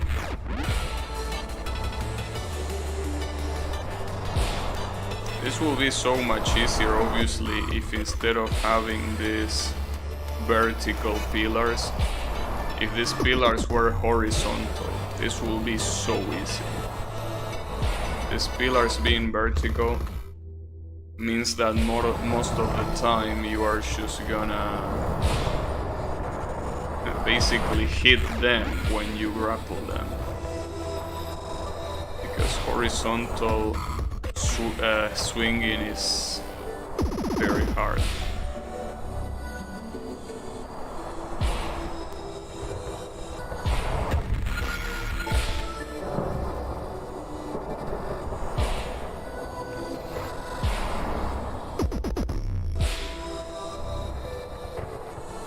Also, the interesting thing is that I feel like, well, most of the levels in this game are super short, right? But the interesting thing is that the main thing to do is, I mean, obviously you need to have the execution. But at the same time, if you know a fast route, you can basically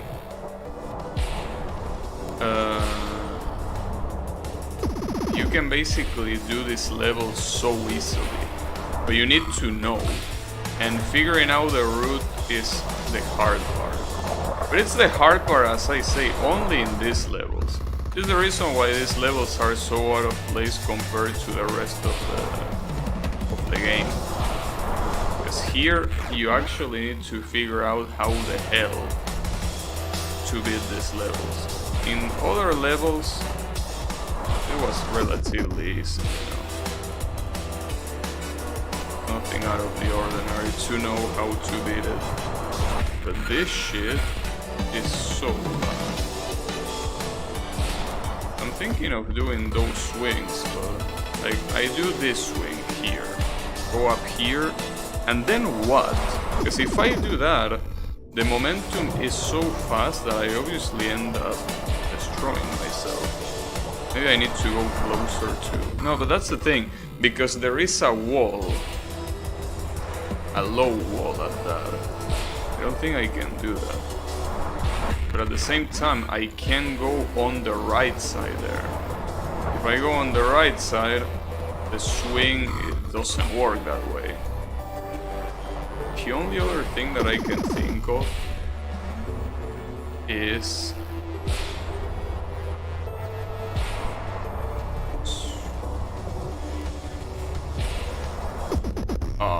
Come on. But yeah, something like that.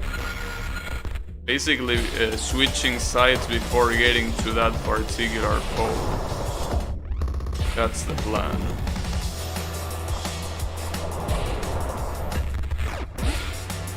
It's gonna be rough.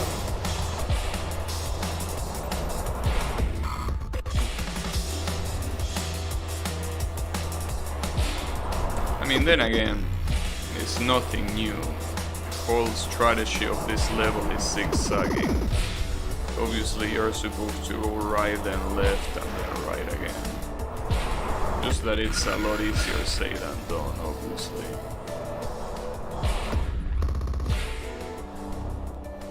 But I think that the worst part, regardless, is that I don't even know where the exit is. For all I know, even after getting to the bottom floor, there might be a lot more things going forward. So this downhill might not be the only thing here. And if that's the case, well, that will be a problem.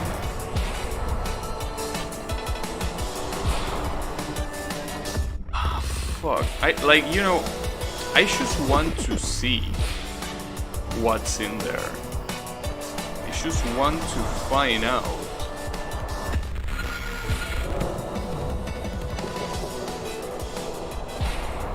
I want to find out just to at least prepare myself mentally.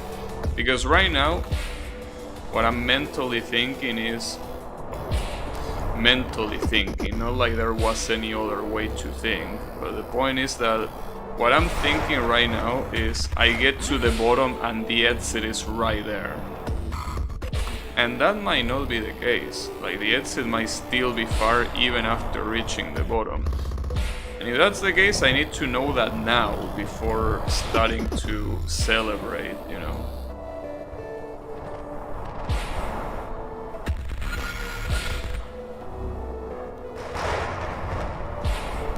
But yeah. Especially a level like this, it's all about routing. It's all about routing exactly where the hell you wanna go. Like, I'm pretty sure that if I watch a replay of this level, I'm gonna be like, damn, that's so easy. That's the issue, you need to figure it out somehow. It's pretty clear that the left side, it's just not a good idea most of the times. The left side seems that most of the times it has that... Well, actually no, both sides are pretty much the same. They are not really that different. I wish I could switch sides that easily. I don't think I can switch sides. If I could switch sides easily, it wouldn't even be that hard, I think. The problem is that there is no way to stay still. You constantly have to move, and in a place like this where there is no room, everything that you do is dead. You cannot even stop and think. So I would like to review the scenario. I would like to see what places have, you know, which sides have the wall on the lower side, which ones have it on the upper side, like how much I can fall before hitting something. But this is all impossible because you get instantly killed. Obviously the only thing you can do this is by trial and error. Oh, that looks interesting. Sticking to that pillar. I mean, it looks super dangerous, but it feels like it will at least reduce your momentum. Even though it kinda looks like the opposite, it kinda feels like it will make you slower, which is exactly what I need. But not if you grab it right next to it. That is clearly not gonna work. I don't even remember which pillar it was. I think it was one of those. Yeah, I don't remember. So even if you do that, it really depends on how you exit the swing if you want to get low speed. So you might get high speed from that, or just a bad angle in general. Yeah, I honestly have no idea how to do this one. I'm very tempted to just watch a playthrough of this garbage and copy the strategy, because right now this one feels impossible to figure out by myself. Because even the previous one, the one called Rage, that one, it wasn't about figuring out, it was about execution. This one, there are so many things that you can do because there are so many pillars that really it's about you figuring out what to do. So I really just want to watch someone do this. Wouldn't even care, really. I mean, fuck this game, after all. Will be funny to think that the reason why these final levels are so hard is so you can refund after trying hard for so long. Will be interesting.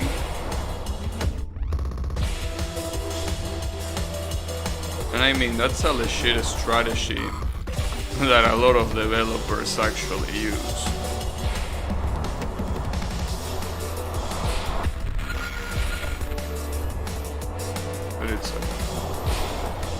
But it was gonna be a little bit too late for that anyways.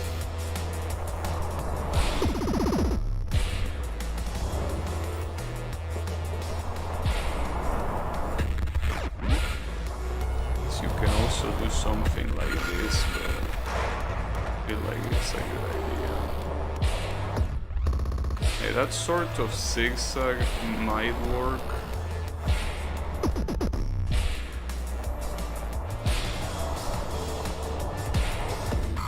The issue is that the pillars that I need to grab are way too far. So obviously I end up hitting the floor.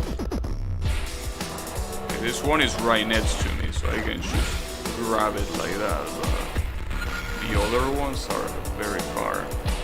If I were to grab a short, like a closest one,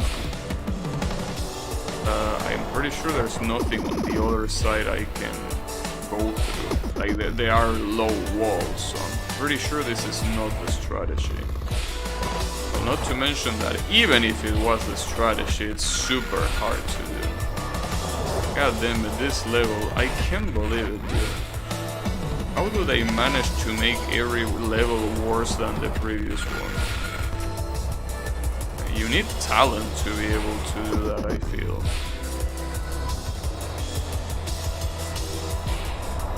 They actually need some talent.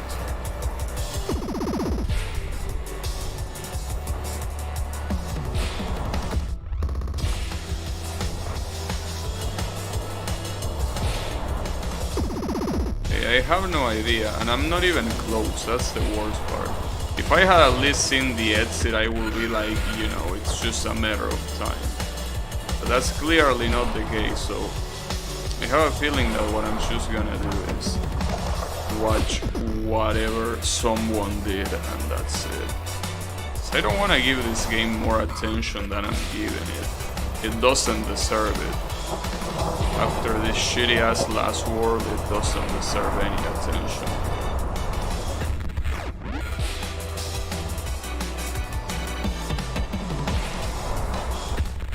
I think at the end of the day, the strategy that puts me the closest is the one that I've been using almost since the beginning, which is doing this. Not that. Now the question is if there is even videos about people beating this game. We'll assume that this video is not this game is not very popular, you know. As you would expect.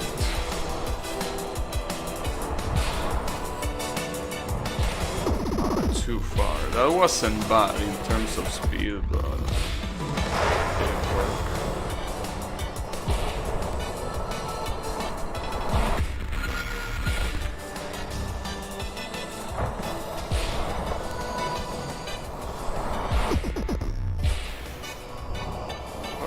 But I need even more momentum if I want to grab into a pillar that is actually helpful.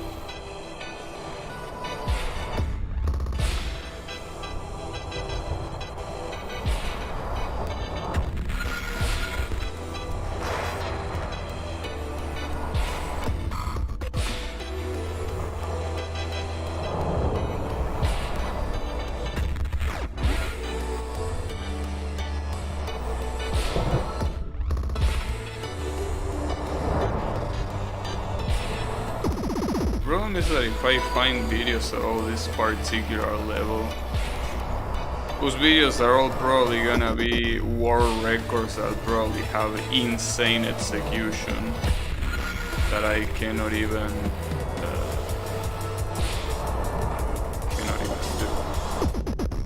So I don't know how good of an idea that will be, really. I need to find a way to swing at the end. That's all I need.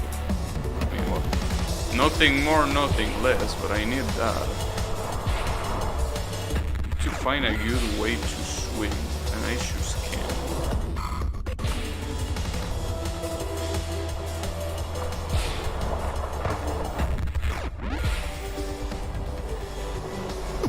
I think I could switch sides, but switching sides. There are so many obstacles on the left side. Oh, see, for example, that zigzagging there didn't look bad, particularly. Just has to be incredibly precise. I also don't know exactly where to do it, so there are many problems. The other problem being that my left hand is starting to hurt again, just like yesterday, so you know, that's a problem in itself.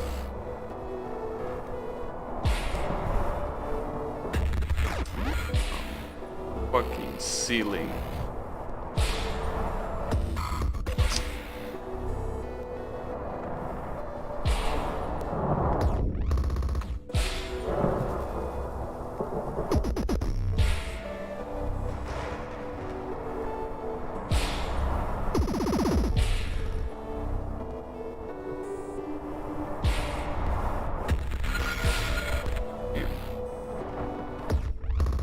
And also, this is one of those games where execution is so complex in terms of the amount of like results that you're gonna get, especially for a game that is 3D like this one and uses momentum and shit. A lot of times, even though I do the exact same input, it feels like I'm getting different results. Obviously, I'm not doing the exact same input, but it feels like it. Like, for example, these times that I'm hitting that wall, I feel like I'm doing it exactly the same as I always do it. But because the angle is slightly different, it's obviously not gonna be the same result. So it's super annoying, basically. One of those things that suck so much balls.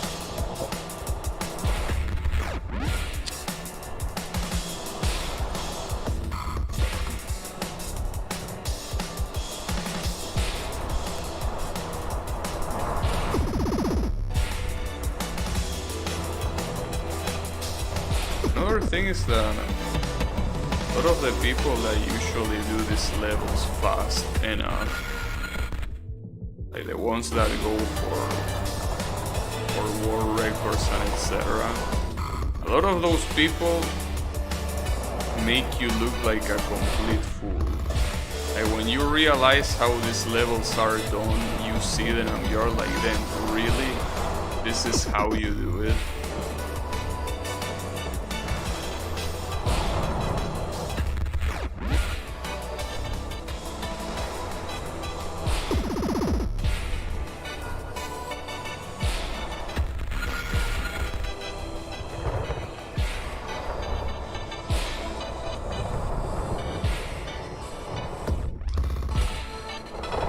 It's not like some of the previous levels.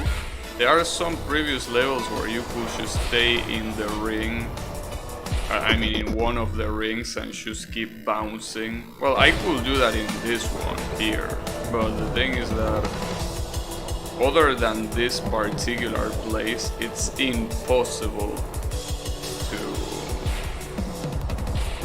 to just chill. That's the problem. This is one of those levels where you cannot chill. You can't just wait and see what the rest of the level is like. It's just so annoying.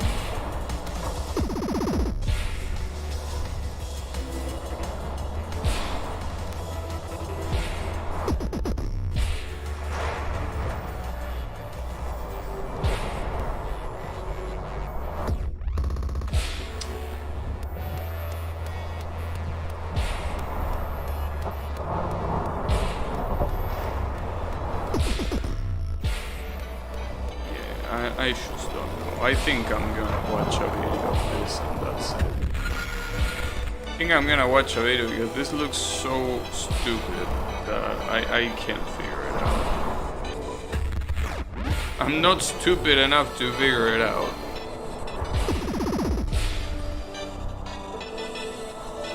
It will be the opposite, but you know.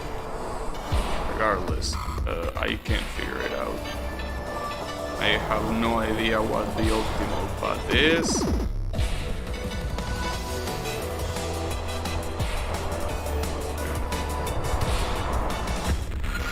Like I can wait a little bit more. I really want to beat this garbage today. Well, then again, knowing how to do it is not gonna guarantee that I do it. But, you know.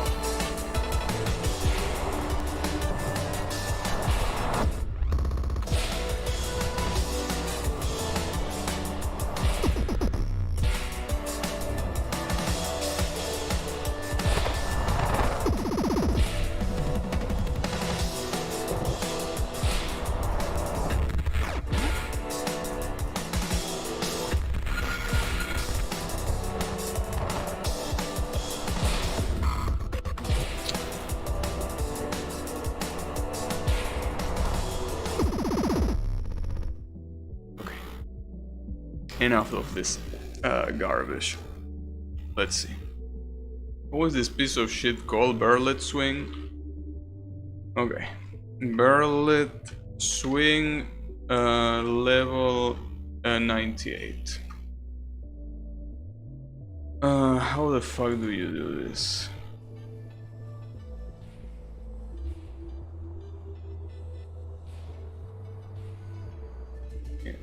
See, this is the problem. These levels are not like I'm seeing how he's doing it. This is hard to do. Like it's not just about knowing how to do it. This is actually very hard to do properly. Yeah, not the most optimal solution. It doesn't matter. Like it's a solution that seems so fucking hard. Oh, see? Seeing this was useless. Might as well not have seen it. It will have the same effect.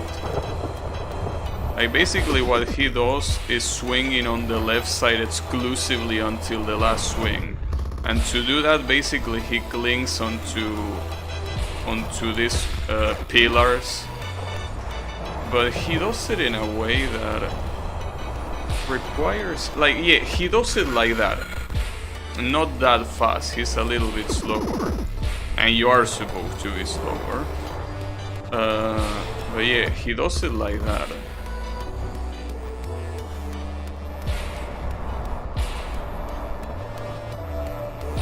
Yeah, something like that, pretty much. Well, to be fair, I wouldn't have thought of that. I don't know if with enough time I would have thought of that. But at that point I would have wasted so much fucking time in this shit. And really, especially a level like this. Because you know, if it was obvious, as it was in many of the previous levels, I wouldn't mind. But in this level, it's not obvious. Not even close to being obvious.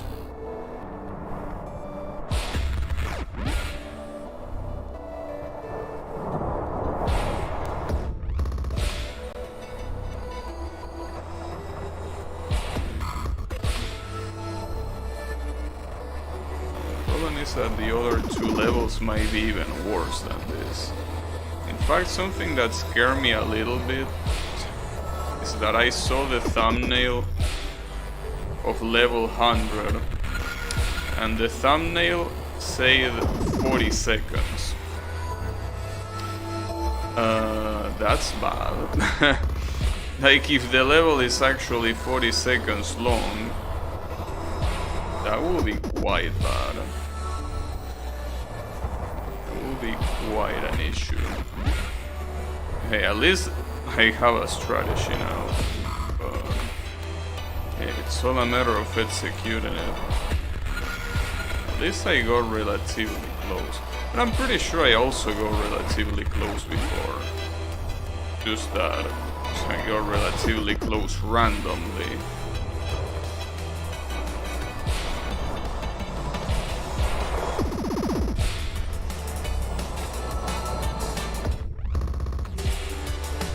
For some reason I thought the game crashed there. It didn't. Yeah, I think he then goes down and gets to the exit. At least, yes, the exit is right after the downhill ends. So at least there is that. That's the only positive thing about this. I kinda wanna see it again just to see. Well, the problem is that even if I watch it time and time again, I don't think I will be able to know exactly which pillars he takes. Or rather, remember that in real time.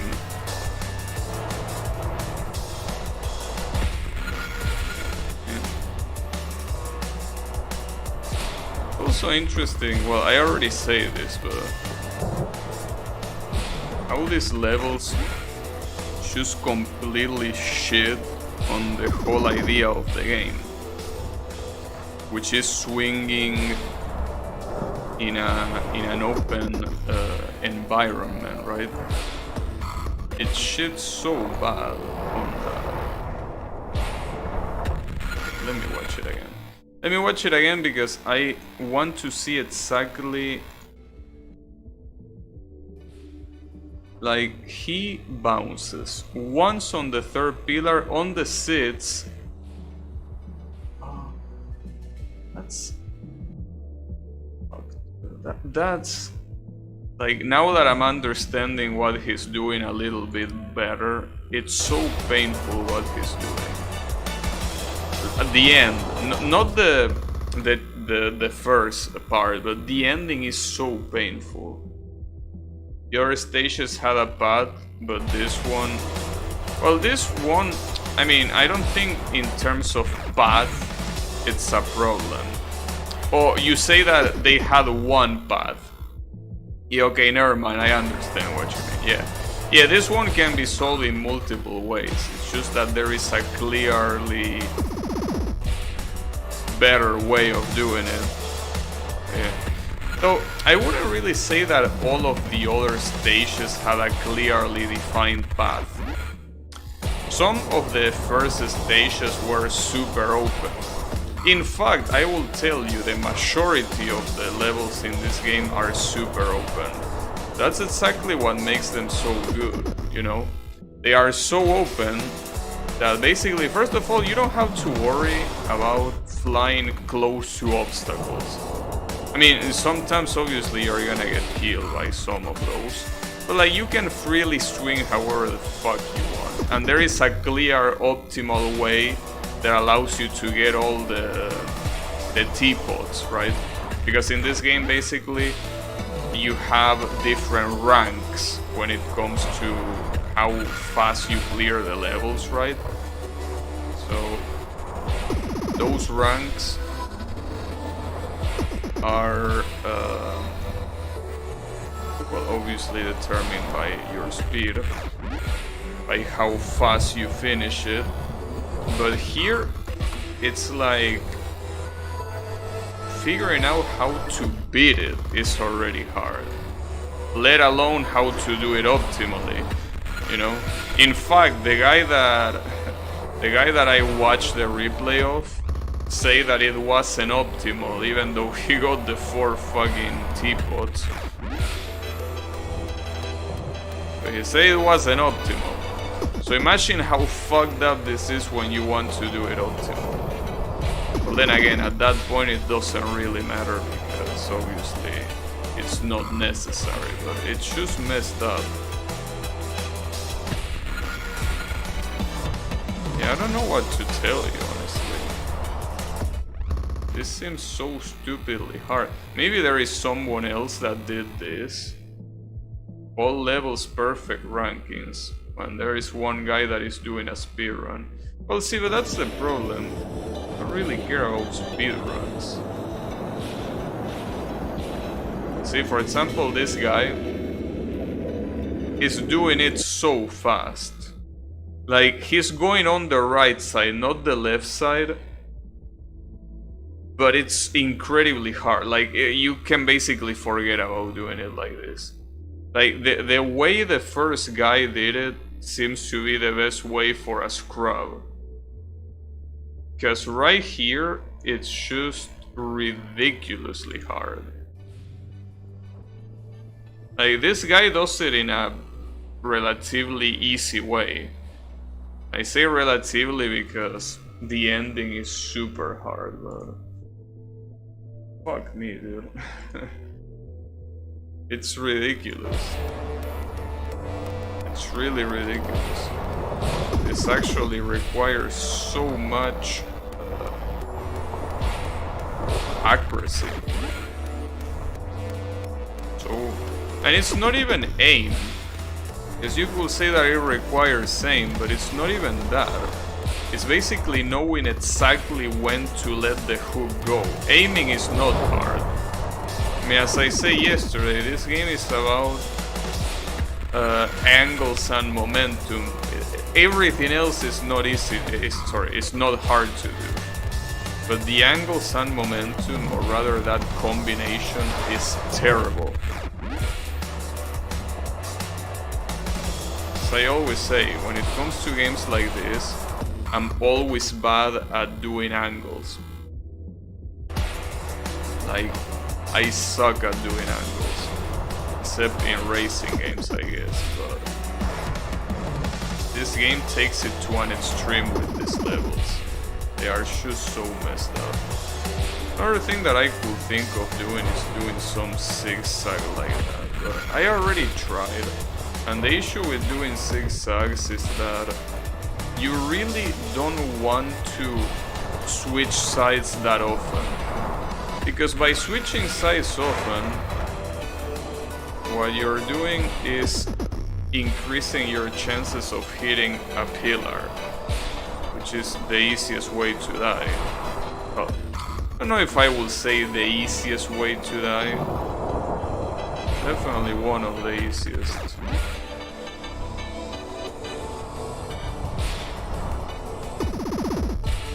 And God knows what the other two levels are gonna be like. Oh, that would have worked. That would have actually worked. I mean, if I hadn't hit my head. If that momentum wasn't so high, I could basically stay in the air on the left side and go to the right side, and that will be the end of the level. But when I switch side to the left, I'm falling so fast that it doesn't matter what I do.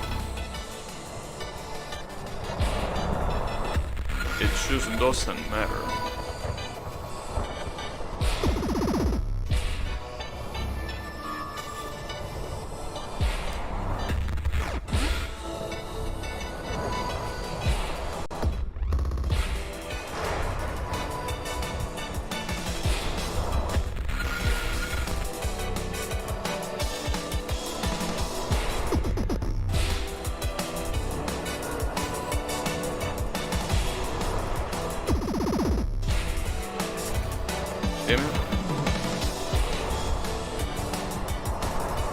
I also like how I completely abandoned the strategy I was looking. Because the strategy that I'm looking just feels like you need to have a lot of self-control. It looks super hard to me.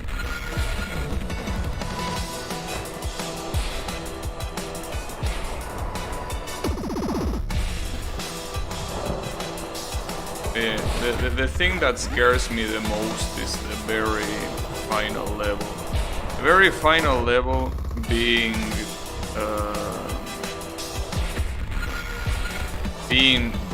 for what I seen in the thumbnail 40 seconds long is a problem. Unless the 40 seconds is something being like, you know, congratulations for beating the game or whatever, which I doubt. Yeah, it's a problem. Like, if a 15-second level is already this hard, imagine just how fucked up a 40-second level is gonna be. I guess it also depends on how they do it. Just because the level is long doesn't necessarily mean that it has to be hard, but...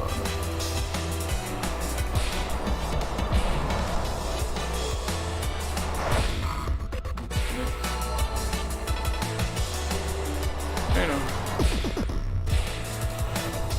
Regardless, I just truly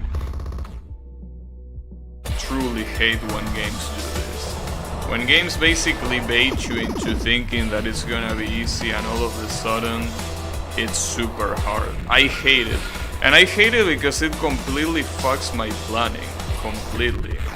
So you know that I don't like leaving games unbeaten. So this piece of shit is basically asking me for more time than I initially gave it. So that's the problem. It's like, dude, your time is over. Like, fuck off. I don't want to play with you anymore. But I also don't want to leave it without beating it. This game doesn't deserve that treatment. I can tell you that. Like, see, here's the thing, because I will... If I don't beat this game, like, before switching game, I'm not ever beating this game. Because I don't care enough. So that's the problem. I need to beat it now. Because it's either now, and when I say now, I mean either now or on the next stream, which is most likely the case at this rate. Or never, basically. That's the issue. I'm not revisiting this piece of shit.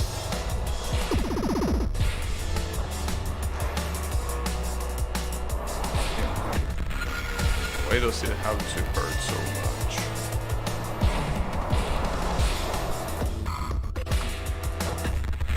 And another problem is that even with this strategy, which is basically just swinging on the left side until you get to the end, you don't really check on your momentum.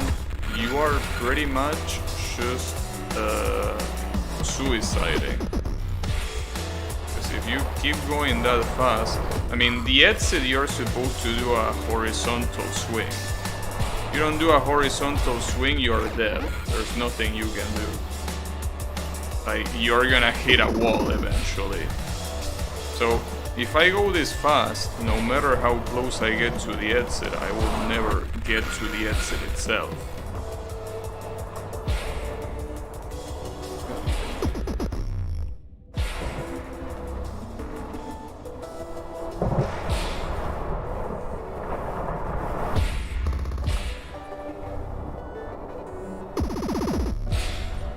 Can't believe that this game ended up being like this.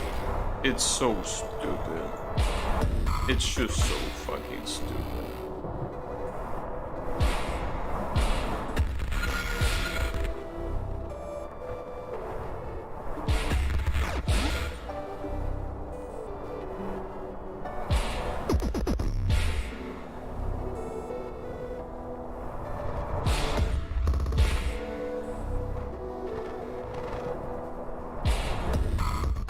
I guess my mistake was starting with this game.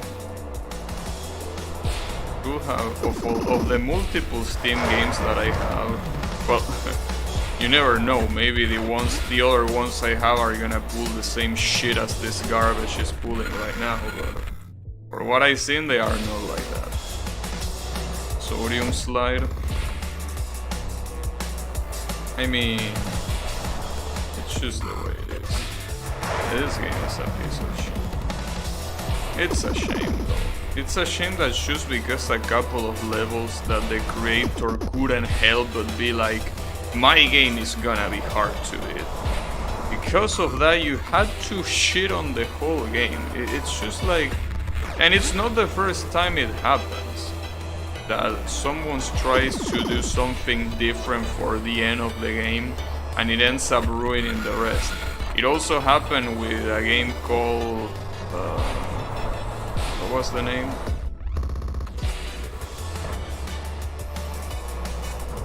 Kinda forgot the name. See, that's the thing. Probably will remember the name if it wasn't for that fucking ending that made me want to forget about the game.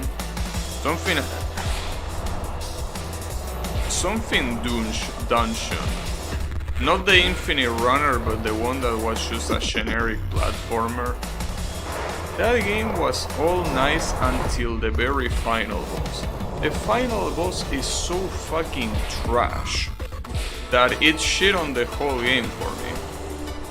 Even though the rest doesn't really depend on that boss, you know? It's not like you're watching, you know, Attack on Titan and the whole story gets shit by the ending. Regardless of how good it could have been. It gets shit by the ending, right? No, here it doesn't matter. They are separate things, but it shits on the experience. And to me, if I remember this game, it's gonna be very hard to remember it for the good things. I'm gonna remember it for this crap. You know. But it's okay.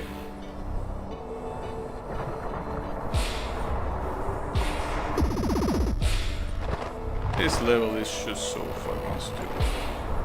I think that it's needless to say that, well, I'm gonna try this tomorrow, but if I somehow, and this will be very weird, if I somehow don't beat this level tomorrow, I'm deleting this game. I'm fucking pressing uninstall on this bitch.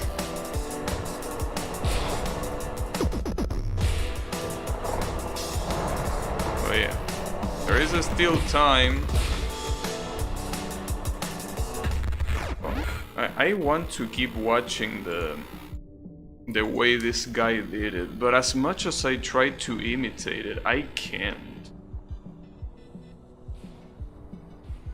Just can't imitate that. Much as I would like to, I cannot. But there is one that says all levels. Maybe this one has a better strategy. I doubt it, but you never know. Let's see.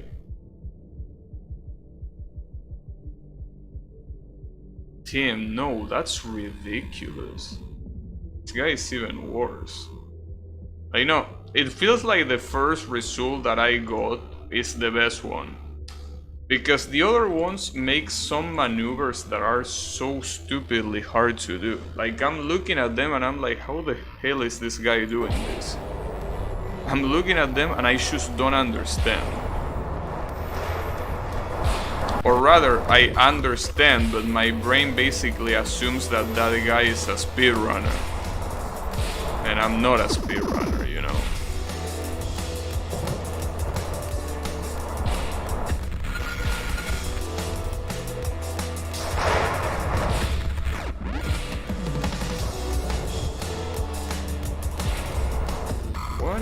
What a way to ruin a game.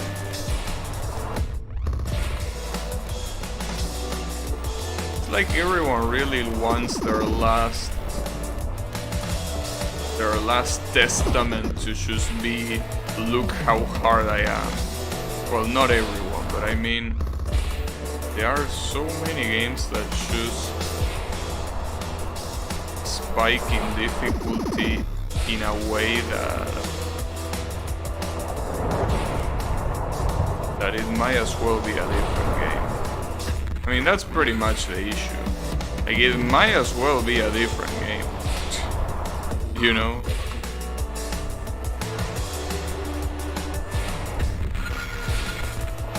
It's the same example that I was putting yesterday. Like, imagine that you're playing Kirby. Like, beautiful platforming game, very casual friendly. And then all of a sudden, the final boss is Solgreen from I Wanna Be the Boshi. Like, you know. Seems like there is quite a dissonance there. You know? And as I was also saying yesterday, it's not that having Solgreen as a boss is bad. It's the fact that it's just not in the right game, you know? Here you're throwing me Solgreen after throwing me Kirby for the whole game. That's the issue. Obviously there is a reason why a game like Kirby and Boshi are gonna be remembered and this game won't. But you know. Well, there are many reasons, but this is one of them. This is one of them. I can guarantee that I'm gonna forget about this game as soon as I beat it. Because I am gonna beat it. Whether you like it or not, it is gonna happen. You know, when it happens, this game basically is gonna go in the same dumpster that all of the other shitty indie games that I played. And it really is a shame. It really is a shame because it had a lot of potential. I mean, honestly, the game reminds me so much of Cluster Truck. Not in the way it plays, but I mean the way the game is structured. Well, and also the style of the game is very similar. Even the one you swing and the other one you jump. You know, I will probably remember Cluster Truck for a very long time. And I will probably even recommend it. This game, you are gonna get erased. And you know that I'm not very good at retaining things in my memory. So if I wasn't good already, I'm gonna be even worse for you. That's the thing. Oh, by the way, I should remember what the other game that I was thinking of was called. It was called Deathless Dungeon. That was the name of the game. A game that is very good up until the final boss that shits the bed and completely ruins the whole game. And the interesting thing is that this kind of complaints, you might think that it's like, oh, you're bitching because you can't beat it. No, I can. In fact, I did. And precisely because I did, is that I'm bitching so much. Because it really hurts that a good game had to be tarnished by that. An otherwise good game, I will say. But it's fine, no biggies. After all, this is an indie game. This company supposedly learned from their mistakes, so I'm assuming that if they release another game, they will either do it all like these levels from the beginning, or they are gonna do it all like the previous levels. But I don't think they are gonna mix them. And if they mix them, they are probably gonna fit this shit after the credits. Just as an extra thing. Because it really doesn't feel like it's part of the game.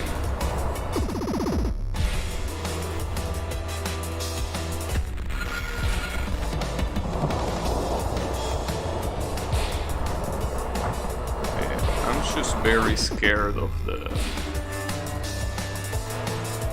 final level. Those 40 seconds didn't look very attractive. Those 40 seconds look like a problem. So I have no idea what's gonna happen, but I can assume that nothing very good is gonna happen.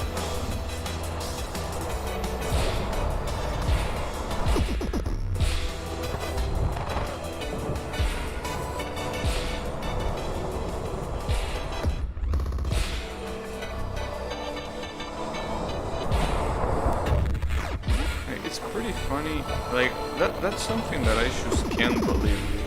Like, no matter how many times I watch the video, I just can't really understand what movements he does. Or rather, I can't translate them to what I do.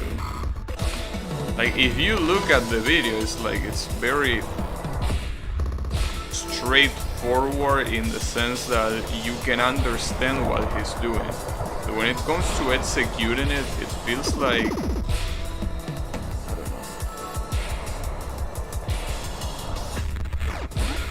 I mean, at the end of the day, it's really what's hard. I mean, figuring it out is hard, which I didn't, so I looked it up. But in this case, it's also hard to execute it. Just like level 96, the one called Rage. That one was also super hard to execute. And it wasn't really that hard to figure out. It was just hard to execute.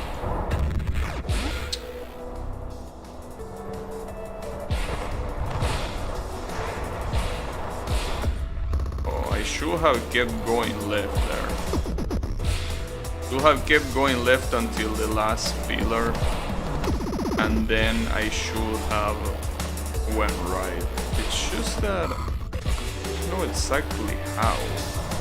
With that amount of momentum, it just feels so terrible either way.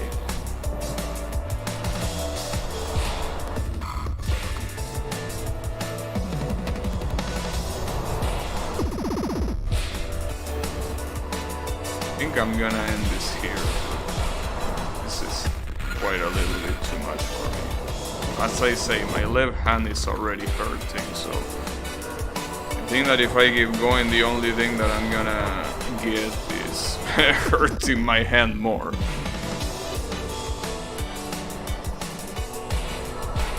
I'm not really beating this.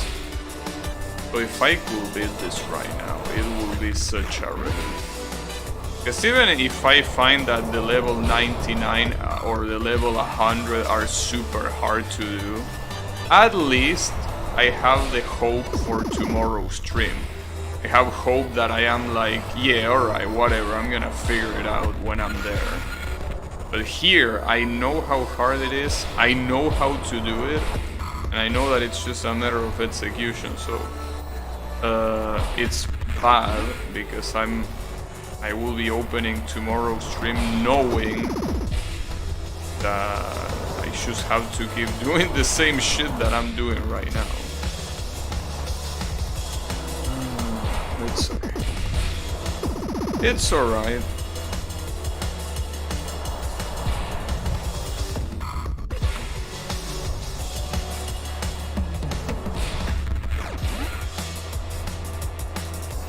It's messed up. Look at that, I try to be as close to the pillars as possible to avoid hitting the floor, and it doesn't matter because you end up launching yourself to the damn pillars. See, that's the problem. You're too far, that happens, you hit the floor. You're too close, you get propelled towards them. Either way, you die.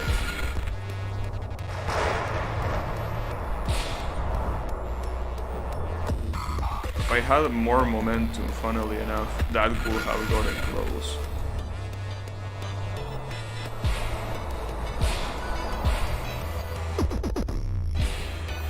Alright, let's do 5 more tries, and I'm gonna be done with this horseshit because it's really getting on my nerves. This is 1, 2... Honestly, no, you know what? Fuck this shit, I don't wanna do this. So yeah, I'm gonna continue this tomorrow. Maybe. Maybe not. No, I am continuing it tomorrow, but I don't think any more than that. So yeah, thanks everyone a lot for watching, and I'll see you on the next stream. Hopefully with this garbage finish, but you know. Have a good one, and take care.